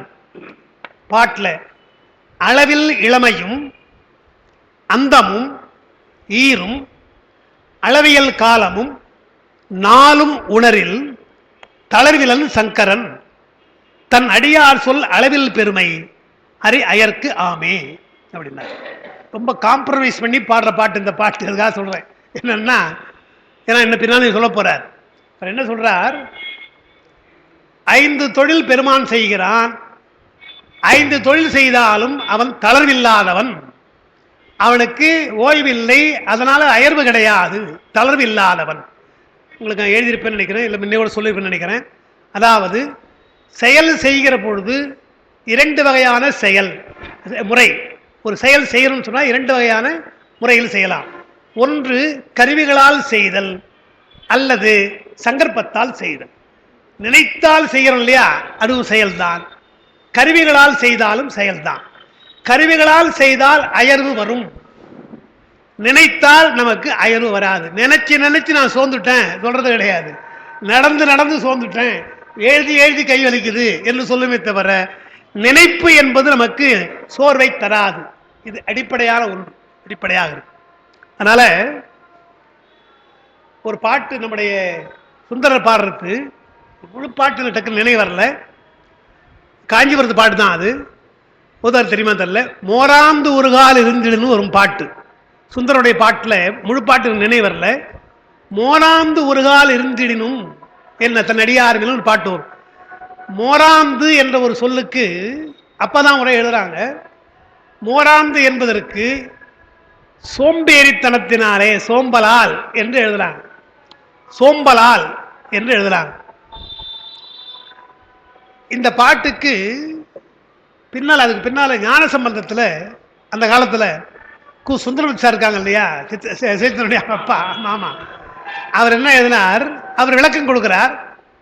மோராந்து என்று சொல்ற பொழுது அருணையார் இதற்கு சோம்பலால் என்று எழுதுகிறார்கள். ஆனால் மோராந்து என்பதற்கு அயர்வினால் என்று பொருள் கொள்ளலாம், அயர்வினால் என்று பொருள் கொள்ளலாம் எழுதுறார். நான் அதை படித்தேன், அதை படித்து தான் நான் போய் பார்த்தேன், இப்படி எழுதிக்கான பார்ப்பேன் பாருங்க. வேற ஒன்றும் இல்லை. சுந்தரர் என்ன சொல்றார், பெருமானே உன்னை நினைக்கிற பொழுது சோம்பேறித்தனத்தினால் நினைக்காம ஏதோ நினைச்சுங்கிற, அப்ப கூட எனக்கு நினைவுபடுத்துகிறாய் நீ. என்னுடைய சோம்பல் தனத்தினாலே உன்னை நான் மறந்து வேறு ஒன்றை நினைத்தாலும் என்ன நினைக்கிற என்று பாடுறார்.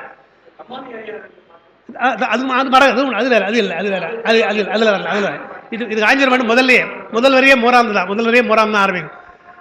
ஆனால் அவர் என்ன பண்ணிட்டார், அயர்வினாலும் எழுதுறார். இந்த மோராந்து என்பது இருக்குது, அது ஏறக்குறைய மனசுடைய சம்பந்தப்பட்டது, உடல் உறுப்பு சம்பந்தப்பட்டது கிடையாது. உடல் உறுப்பு சம்பந்தப்பட்டதான் சோம்பேறித்தனம், அயர்வு வரும், சோர்வு வரும். மனசுக்கு சோர்வு வராது. எனவே அப்பா என்ன பண்ணாங்க, உடம்பு இருந்தால் நம்ம அதை சோர்வு எழுதலாம், மனம் என்பதாலே அதுக்கு சோம்பல் என்று மறந்து என்று எழுத வேண்டும் என்று எழுதுறாங்க. அது அடிப்படை. அதனால கருவிகளால் செய்வது நமக்கு அயர்வை ஏற்படுத்தும், மனசினால செய்தால் நமக்கு அயர்வு ஏற்படாது. எனவே பெருமான் என்ன பண்றான், 5 தொழிலும் சங்கற்பத்தால் செய்கிறான். எனவே அவனுக்கு தளர்விலன், அவனுக்கு எந்த விதமான தளர்வும் கிடையாது, அயர்வும் கிடையாது, விகாரமும் கிடையாது. அதான் முதல்ல அவர் சொல்றார். அப்படி சொல்றவர் என்ன பண்றாருங்க, 4 தொழில் தான் சொல்றாரு. அது என்ன சொல்றாங்க பாருங்க.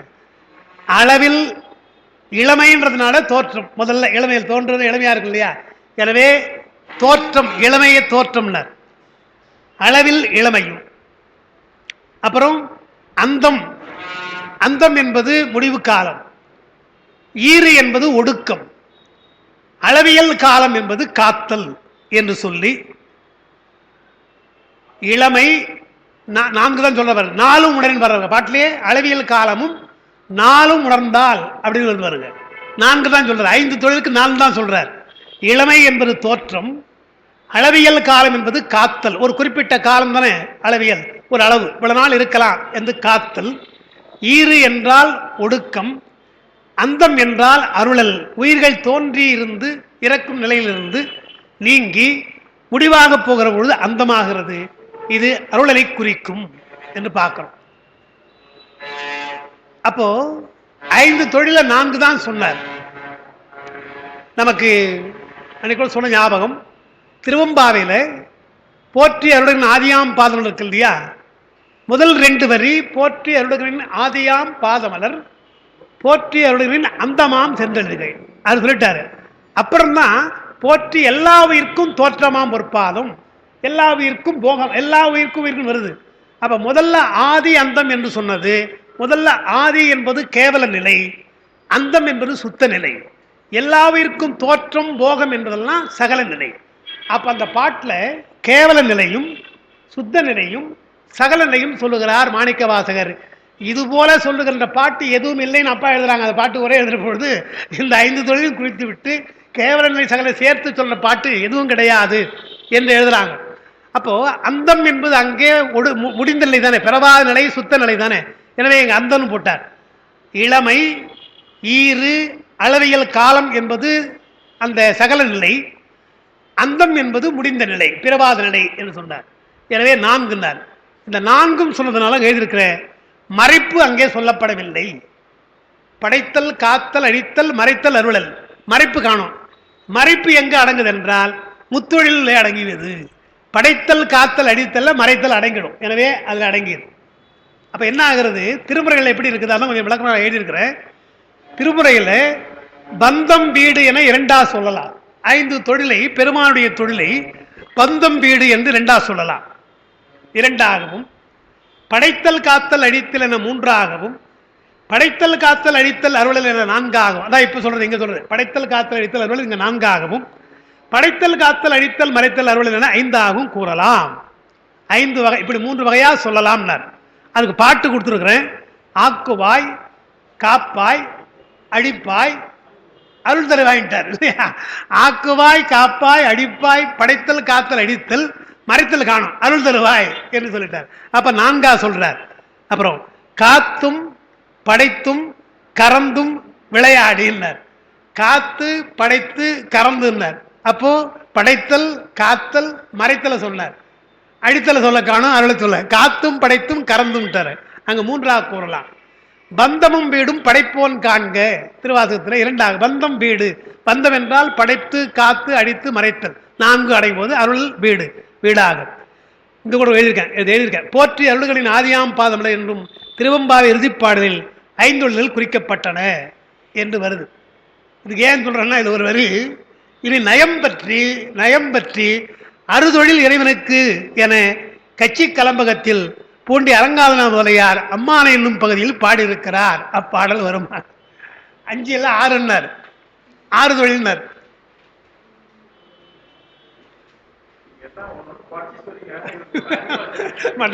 இவர் ஒண்ணு பூண்டி அரங்காதன ஒண்ணு அதிகமா சொல்ல.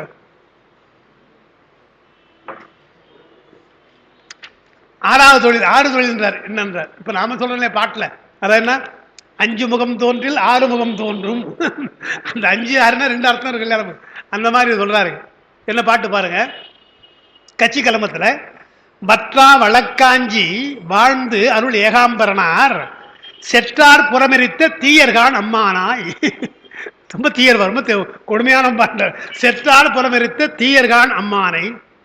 செற்றார் புறமெரித்த தீயரை ஆமாயின் கற்றார்கள் அந்தனரா கடறுவதே அம்மானை.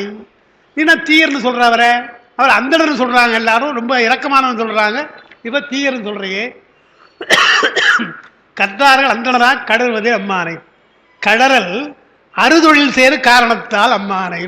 அறுதொழில் கடறல் ஏன் அப்படி சொல்றாங்க என்றால் அறுதொழில் சேரு காரணத்தால் அம்மானாய் என்று பண்ண வஞ்ச பூஜா பாடம் தான் அது. அது வேற ஒன்றும் இல்லை. இது இப்போ ரீசெண்டாக ஒரு புத்தகம் யாரும் வெளியிட்டிருக்காங்க. எனக்கு வந்து இந்த புத்தகம் கட்சி கலம்பகத்தில் உரை எழுதியிருக்கிறார். புலவர் பத்மநாபன் பேர் நினைக்கிறேன், சரியா தெரியல பேர். பத்ம தேவனா பத்மனார் இல்லை, பத்மநாபன் ஒருத்தர் நினைக்கிறார், ஒருத்தர் எழுதியிருக்கிறார். சரி, இவர் என்ன சொல்றாரு பாப்போம். அவர் என்ன பண்ணிட்டாருக்கு, ஒன்றும் அவருக்கு அந்த பாட்டு புரியல. அறுதொழில் என்பது என்ன பண்ணிட்டார், அந்தணர் வந்தனால அந்தணருக்கெல்லாம் அறுதொழில் ஓதல் ஓதுவித்தல் என்று அறுதொழில் ஓதல் ஓதுவித்தல் சொல்லிட்டு போயிட்டார். அதுதான் அறுதொழில் அந்தணருக்கு உரியதாச்சு. இங்க பெருமானுக்கு தானே சொல்றாரு அறுதொழில்னு. அறுதொழிலாம் வேற ஒண்ணு, அழிக்கிற தொழிலுக்கு அறுதொழில்னு பேர், வேற ஒண்ணு. அறுதி செய்தல் என்றால் அறுதொழில் தீத்துறான் இல்லையா, அறுத்து செய்வான்றான் இல்லையா, அதான் அறுத்தல் என்றால் அரண் அறிவினவாறு முடிவு தருதல் என்பதுக்கு தான் அறுதொழில் நயமா பாடுறாரு அவர். அந்தனர் தான் அவருக்கு எது அறுதொழில் தான், என்ன அறுதொழில் இல்லையா, முடிவு காலமா இருக்கிற அழித்தல் தொழில் தான் அவருக்கு அறுதொழில்.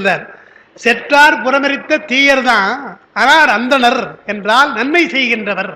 ஏனென்றால் சங்காரம் என்பது உயிர்களுக்கெல்லாம் நன்மை செய்வது. சங்கரன் என்று சொன்னாலே நன்மை செய்கின்ற அர்த்தம். சங்கரித்தலாலே அவன் சங்கரன், நன்மை செய்கின்றான் உயிர்களுக்கெல்லாம் என்றால் அவன் அந்தணன் தான். ஏனென்றால் அறுதொழில் என்றால் அழிக்கின்ற தொழிலாக இருக்கின்ற ஒன்று. எனவே தீயர் என்பது வஞ்ச புகழ்ச்சி. திருஞான சம்பந்தரும் கூட ஒரு இடத்துல நல்லாரும் அவர் தீயர் எனப்படும் சொல்லார் நன்மலர் சூடினார். ஞான சம்பந்தம் நயமா பாடுறார். நல்லாரும் அவர் தீயர் எனப்படும் சொல்லார். தீயர்னா தீய வைத்துக் கொண்டிருக்காங்க அர்த்தம் இல்லையா. நல்லவர் எல்லாம் எப்படி சொல்றாங்கன்னா நம்முடைய பெருமானை தீயர் என்று சொல்லுகிறார்களே என்றார். அதுபோல இங்கே அரங்கநாத முதலியாரும் கூட செற்றார் புறமரித்த தீயர், தீயரே ஆமாயினும் அவர் கற்றார்கள் எல்லாம் அந்தனர் என்று சொல்லுகிறார்கள். அதுக்கு காரணம் அறுதொழில் என்று சொல்றார். இங்க எழுதியிருக்கிற ஐந்தொழிலும் செய்தல் தளர்வில்லாதம், கருவியால் செய்தல், கரணத்தால் செய்தல், சங்கற்பத்தால் செய்தல் என்பதில் இறைவன் எச்செயலையும் சங்கற்பத்தால் செய்தலால் தளர்வில்லாதவன், விகாரி இல்லாதவன். முன்னவன் விளையாட்டு என்றும் ஒழிதலும் ஆகும். நம்ம சொல்ல போறோம். 5 தொழிலை பற்றி சொல்ற பொழுது பெருமானுக்கு அவையெல்லாம் விளையாட்டு. சொன்ன இத்தொழில்கள் எல்லாம் பெருமானுக்கு என்று 5 தொழில்கள் ஏன் என்று சொன்னால் அவையெல்லாம் விளையாட்டாக செய்கிறான் என்று அவர் எந்த விதமான அயர்வும் இல்லாமல் சங்கற்பத்தினால் செய்வதாலே அவையெல்லாம் விளையாட்டு என்று சொல்ல. சங்கரன் அடியார்கள் சொல்லும் அளவில்லாத பெருமைகள் மால் அயன் இருவருக்கும் ஏற்ற வகையில் பொருந்துவனவாம். புண்ணிய மிகுதியால் அத்தொழில்களை ஏற்றுவதால் அவரும் ஒரு வகையில் தலைவராக கருதப்படுவர். இந்த சைவர்களாக இருக்கின்ற நமக்கு ரெண்டா புரியும். இந்த விஷயத்தை நாம் தெரிந்து கொள்ளணும். அதான் எழுதுறாருங்க. தன் அடியார் சொல் சங்கரன் தளர்விலன் தன் அடியார் சொல் அளவில் பெருமை அரி அயர்க்கும் ஆமே. அரியாக இருந்தாலும் அயனாக இருந்தாலும் அவர்களெல்லாம் பெருமானுடைய அதிகாரத்தை வாங்கி செய்வதாலே அவர்களுக்கும் அந்த பெருமை உண்டு. என்றால் புண்ணியத்தினாலே அந்த அதிகாரத்தை பெறுகிறார்கள். படைக்கின்ற தொழில், காக்கின்ற தொழில் இரண்டையும் செய்கிறார் என்று சொன்னால் சைவர்கள், சிவனை வழிபடுகின்ற சைவர்கள் அவை பெருமான் கொடுத்த அதிகாரம் அல்லவா, அந்த அதிகாரத்தை செய்வதாலே அந்த அதிகாரையும் நாம் மதிக்க வேண்டும். எப்படி முதலமைச்சரையோ அல்லது பிரதமரையோ நாம் மதிக்கிறோமோ, மதித்து நாம் பின்னால் இந்த அதிகாரை மதிக்கிறோமோ, அதுபோல சிவனை மதிக்கின்ற அத்தனை சைவர்களும் ஏன் திருமாலையும் பிரம்மனையும் மதிக்காமல் இருக்கக்கூடாது என்பதற்கு ஒரு காரணத்தை சொல்றார். எனவேதான் இன்றைக்கு நீங்க பார்க்கலாம், எனக்கு தெரியும், நல்ல ஞாபகம் இருக்கு. அப்பா சிவபூஜை பண்ணிட்டு இருப்பாங்க. வைகாசி மாதம் கருட சேவை வரும், இந்த பக்கம் வரும். எங்க வீட்டில் பூஜையை நிறுத்திட்டு போய் வந்து பார்ப்பாங்க, பூஜையை நிறுத்திட்டு வந்து போய் பார்ப்பாங்க. என்றால் நமக்கெல்லாம் அந்த அளவுக்கு அந்த பொதுவாக பார்க்கிறோம் இல்லையா. எனவே அயன் அரி என்பது நமக்கு அந்நியம் இல்லை. அடுத்த பாட்டில் அவர் சொல்ல போறார். அதனால அங்கே பார்க்கணும். அது ஒரு விஷயத்தை அவர் சொல்றார். இந்த பாட்டு மூலமாக திருமாலும் பிரம்மனும் சிவனுடைய அதிகாரத்தை பெற்ற காரணத்தினாலும் நம்மை விட புண்ணியம் செய்திருக்கின்ற காரணத்தினாலும் அவங்க எப்படி இருக்கான்னு வேற விஷயம், நம்மை விட நிச்சயமாக உயர்ந்தவர் தான் இல்லையா அவங்கெல்லாம். எனவே அவர்களை நாம் இழித்து பேசக்கூடாது, தாழ்த்தி பேசக்கூடாது என்பது சைவர்களுக்குள்ள ஒரு விதி என்று நம்ம சொல்றார். இதுதான் அடிப்படை. புண்ணிய மிகுதியால் அத்தொழிலை ஏற்றுவதால் அவரும் ஒரு வகையில் தலைவராக கருதப்படுவார்கள்னு. இப்போ அப்படி சொல்றதுனால இப்போ என்ன சார் அப்படின்னு கேட்கலாம். அவரை தலைவனாக சொன்னாலும் பரம்பொருளாக கொள்ளக்கூடாது என்பது நம்முடைய கொள்கை. வேற ஒன்றும் இல்லை. எங்க நாம் நம்முடைய வேண்டுகோளை வைக்கணும் அங்கதான் வைக்கணுமே தவிர மற்ற இடத்துல வைக்கக்கூடாது என்பது நம்முடைய கொள்கை. அதுக்காக அவங்களை நாம் இழிவாக கருதுவது கிடையாது. சரி. ஒரு பாட்டு பார்த்துருவோம். ஆதிப்பிரானும் அணிமணி வண்ணனும் ஆதிக்கமலத்து அலர்விசையானும் சோதிக்கில் மூன்றும் தொடர்ச்சியில் ஒன்று என்னார் வேதித்து உலகம் பிணங்குகின்றார்களே. இந்த பேதம் வேண்டாம்ன்றார். அயன் என்றும் அரி என்றும் அந்த பேதம் உங்களுக்கு வேண்டாம்ன்றார். ஏன் என்றால் ஆதிப்பிரான் யாவர்க்கு முதலாக இருக்கின்ற சிவன், அணிமணிவண்ணன் திருமால், ஆதி கமலத்து அலர்மிசையோன் அயன் பிரம்மன், இவர்களெல்லாம் தொழிலால் இணைந்தவர்கள். படைத்தல் காத்தல் அழித்தல் என்ற தொழிலால் இணைந்தவர்கள். இயைபவர்களுக்குள்ளே அதே தொழில்தான் இவர்கள் செய்கிறார்கள். வடிவால் வேறாக மாறார்கள். வடிவம்தான் வேற. அதனால்தான் அயனுக்கு என்று ஒரு வடிவம், திருமாலுக்கு என்று ஒரு வடிவம், ருத்ரனுக்கு என்று ஒரு வடிவம் நாம் கொடுக்கிறோம். சிவனுடைய வடிவத்தை அவங்களுக்கு சொல்றது கிடையாது, வடிவம் கிடையாது. வடிவத்தினாலே வேறு. சங்கு சக்கரங்களுக்கு இருக்கலாம் பார்க்கிறோம். நமக்கு சடாமுடி பெருமானுக்கு உண்டுன்னு பார்க்கிறோம். அவர்களுக்கு ஏதோ வேறு வகையான கோதண்டபாணி என்று சொன்னால் வில்ல வைத்துட்டு இருப்பார்.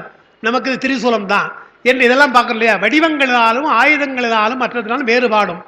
ஆனால் பொருளால் அவர் ஒன்று பெருமான் தானே தவிர வடிவத்தினால் வேறு வேறாக இருக்கிறார்கள். மூவரும் தொழிலால் இயைந்தவர்கள், வடிவால் வேறானவர்கள். இணங்கினால் ஒழிய ஈவு வராதுன்றார். அதாவது இவங்கெல்லாம் இணைஞ்சி செய்யணும் இல்லையா?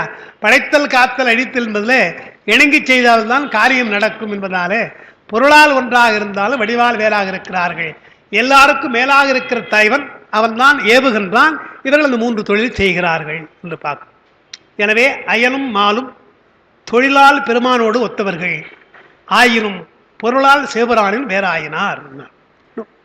அடுத்த பாட்டு ஈசன், கடைசி பாட்டு 89 கொஞ்சம் பெருசு. இந்த ஒரு பாட்டை நிறுத்துறேன் நான். இந்த 49 நிறுத்துறேன். ஈசன் இருக்கும் இருவினைக்கு அப்புறம் பீசம் உலகில் பெருந்தெய்வமானது. ஈசன் அது இது என்பார் நினைப்பிலார் தூசி பிடித்தவர் தூர் அறிந்தார்களே என்றார். பெருமானை இவ்வளவு ஒன்றாக உணர்ந்தவர்கள் நீங்க கோயிலை பார்த்தால் தெரியும்ன்றார். என்ன சொல்றார்? ஈசன் இருக்கின்ற இடம் இரு வினைக்கு அப்புறம்னார். பெருமான் வினையிலேயே கடந்தவன், அதாவது வினையில் நீங்கி விளங்கி அறிவின் முனைவன் நாம சொல்றோம். எனவே வினையை கடந்திருக்கிறான் என்று சொல்றோம். அப்ப பெருமான் வினையை கடந்திருக்கிறான் என்றால் அயனும் மாலும் வினையை கடக்கவில்லைன்னு தெரியும். அப்போ அவெல்லாம் வினையை கடக்காதவன். எனவே வினையை கடக்காதனால அவன் நம்ம மாதிரிதான். வேற ஒண்ணு, நாமும் வினையை கடக்கல, அவனும் வினையை கடக்கல. ஈசன் அப்படி அல்ல, இருவினைக்கு அப்புறமாக இருக்கிறான். அவன்தான் பீசம், அவன்தான் வித்து, அவன்தான் விதை, அவன்தான் அடிப்படை முதல். உலகில் பெருந்தெய்வம் என்றால் அவன்தான். மற்றெல்லாம் சிறு தெய்வங்கள், மற்றெல்லாம் சிறு தெய்வமா இருக்கிறது, மற்றெல்லாம் பெருந்தெய்வம். அதுக்கு எங்க எழுதுறாங்க, இங்க திருக்கோயில்ல திருச்சுற்று பரிவார தேவதைகள், பரிவார தேவதை வைக்கின்ற பொழுது நம்முடைய கோயிலை பெருங்கோயில் என்றும் திருக்கோயில் என்று நம்ம சொல்லுவோம். சிவனுடைய கோயிலை தான் அப்படி சொல்லணுன்றாங்க. திருக்கோயில் என்று அதை தான் சொல்லணுன்றாங்க. அப்போ திருக்கோயில்ல கருவறையிலே சிவலிங்கம் இருக்கும், அதான் பீசம்னர், வித்துனர். பீசம் என்றால் வித்து.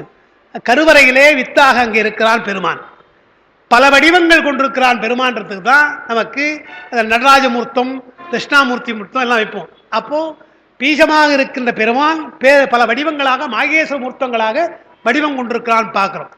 அது இல்லாமல் பரிவார தேவதைகள் திருமால் இருக்கலாம், நவகிரகம் கூட போய் வச்சாச்சு, நவகிரகம் இருக்கலாம், துர்க்கை இருக்கலாம், பிரம்மன் இருக்கலாம், எல்லாம் இருக்கலாம். அவர்களெல்லாம் எதற்காக வைக்கப்பட்டிருக்கிறார் என்றால் அவர்களெல்லாம் நம்மை போலவே பெருமானை வணங்குவதற்கு வந்தவர்கள். எல்லாம் தெரிஞ்சுக்கணும் நீங்க, புரியுதா? பரிவார தேவதைகள் என்று சொன்னால் நாம் எப்படி பெருமானை வணங்க வந்தோமோ அது போல வணங்குவதற்காக வந்ததை காட்டுதான் அடையாளமா வச்சிருக்காங்க. நாம் என்ன பண்றோம்? அங்க போய் ஆஞ்சநேயருக்கு வெண்ண போடுறோம்.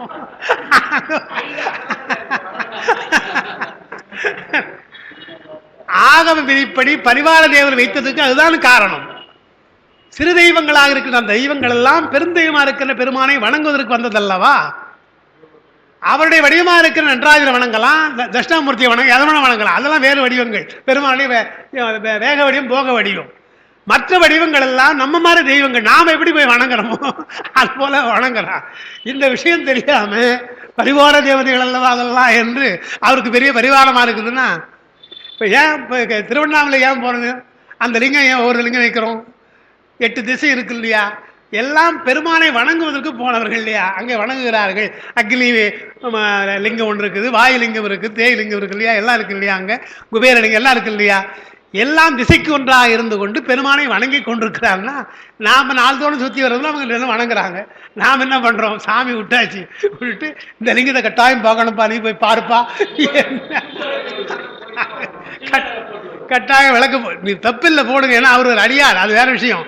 நம்முடைய நோக்கம் என்ன, நம்மை போல வந்தவர்கள் எப்படி இப்போ நம்ம அடியார்களை பார்த்து வண்டி வணக்கங்க சாமி கும்பிட்டு வந்தீங்களா என்று கேட்குறோம் இல்லையா, அதே போல கேட்டுவாங்க, தப்பு கிடையாது. அங்கே போய் உட்கார்ந்துட்டு பெருமானே எனக்கு என்ன கொடு இங்கே வர விட்டுட்டு அது தவறுன்றார். அதான் அங்கே சொல்றார், ஈசன் இருக்கும் இருவினைக்கு அப்புறம் பீசம் உலகில் பெருந்தெய்வம் ஆனது. ஈசன் அது இது என்பார்னார். அது இதுன்றான், ஈசன்னா எதுன்னு தெரியாம அதுதான் ஈசன் இதுதான் ஈசன் என்று அது இதுன்றாங்க. யாருனாரா, நினைப்பிலார்னார். ஈசன் ஒருத்தர் இருக்கான், அவனை பற்றி நினைக்காதே இவன் தான் தெய்வம் இவன் தான் தெய்வம் நினைக்கிறார்கள். எப்படி சொன்னார், தூசு பிடித்து அவர் தூர் அறிந்தார்களே. தூர் வாரணும் இல்லையா, கிணத்துல தூர் வாரினாதானே தெளிவா இருக்கும். தூர் வாராம தூரோட பார்த்தா என்ன, தூர் அறிந்தார்கள்னா கிணத்துல தண்ணி இருக்குது, தெளிவா இல்லை, தூர் பிடிச்சு போய் கிடுது. சிறு தெய்வங்கள் என்ற தூர் பிடிச்சு போனா பெருந்தெய்வம் கண்ணுக்கு தெரியாதல்லவா. எனவே தூர் வாருங்கள் முதல்ல என்று தூர் வார சொல்றார். எனவே இந்த வாரத்தில் இன்னைக்கு நம்ம தூர் வாரிடுவோம், நாளைக்கு போய் மற்ற நாளைக்கு தான் முக்கியமான விஷயம். ஏன்னா அந்த முதல் 5 வருடம் பெருசாக சொல்றாரு, 7-8 பக்கம் நான் எழுதியிருக்கேன் இந்த விளக்கம். அதனால நல்லா தூர வாரிட்டு வந்தாலும் தெளிவாக தெரியும். எனவே ஈசன் இருக்கும் இடம் இருவினைக்கு அப்புறம் பீசம் உலகில் பெருந்தெய்வம் ஆவது. ஈசன் அது இது என்பார் நினைப்பிலார். தூசு பிடித்து அவர் தூரறிந்தார்களே என்று பார்க்கணும். எனவே வினையின் நீங்கி அவன் தான் ஒருவன். அது அப்பா எழுதுறாங்க, காணாத அறிவினுக்கும் காண்கின்ற உருவுக்கும் முதலாய் உள்ள இலிங்க திருமேனி, அதுதான் திருக்கோயில் இருப்பது. ஏன் அதை வைத்திருக்கிறார்கள், அது ஒரு தனி விஷயம். ஏன் இலிங்கத்தை எங்க வைத்திருக்கிறார் என்பதற்கு பல விளக்கங்கள் சொல்றாங்க. அந்த பீசம் என்ற வித்தாக இருக்கின்ற பெருமான் அங்கே இருக்கின்றான். பரிவார தேவதைகள் திருச்சுற்றில் உள்ளதற்கு காரணம் அவள் அங்கே இறைவனை தொழும் நிலையினர் என்பதை குறிக்கவேயாம். அங்கே வணங்குவதற்காக வந்திருக்கிறார்கள். சேக்கிழார் இலிங்க திருமேனியை அருட்குறி என்று சொல்வார். தூர் என்றால் பள்ளங்களை தூர்க்கின்ற பிற பொருள்கள். நம்முடைய மனசுல என்னென்னமோ போய் உள்ள பூந்துட்டு இருக்கு, எல்லாம் போய் அடைச்சி கிடக்குது. அந்த தூரணி மாறணும். அதெல்லாம் மாறிய பின்னால் நமக்கு கூர்த்த அறிவுடையவர்கள் தான் நம்முடைய மாணிக்க வாசகர் கூர்த்த மெஞ்ஞானத்தால் கொண்டு உணர்வார் தங்கரத்தின் நோக்கரிய நோக்கேன்னார். அப்ப கூர்த்த மெஞ்ஞானத்தினாலே பெருமானை பார்த்தால் பெருந்தையும் நமக்கு தெரியும் அல்லவா என்று கிணற்றிலே இருக்கும் தூர் வாரிய பின்னால் தண்ணீர் தெளிவாக தெரிவது போல மனசிலே இருக்கின்ற அந்த மாசு என்ற தூரை நீங்கினால் பெருமானுடைய திருவுருள் நமக்கு ஈசன் உரு என்ற ஒரு தெளிவாக நமக்கு தெரியும் என்பதோடு நம்ம இன்னைக்கு முடிப்போம். நாளைக்கு ஒரு அந்த 5 மூவர் 5 நவந்திரு பேதம் என்று விரிவாக வருது. அந்த பகுதியை நாம் ஏறக்குறை 3-4 பக்கம் கொடுத்துருக்குறேன். அந்த நோட்ஸை மறக்காமல் எழுதாங்க. நம்ம நாளைக்கு பார்க்கலாம். நாளையோட நம்ம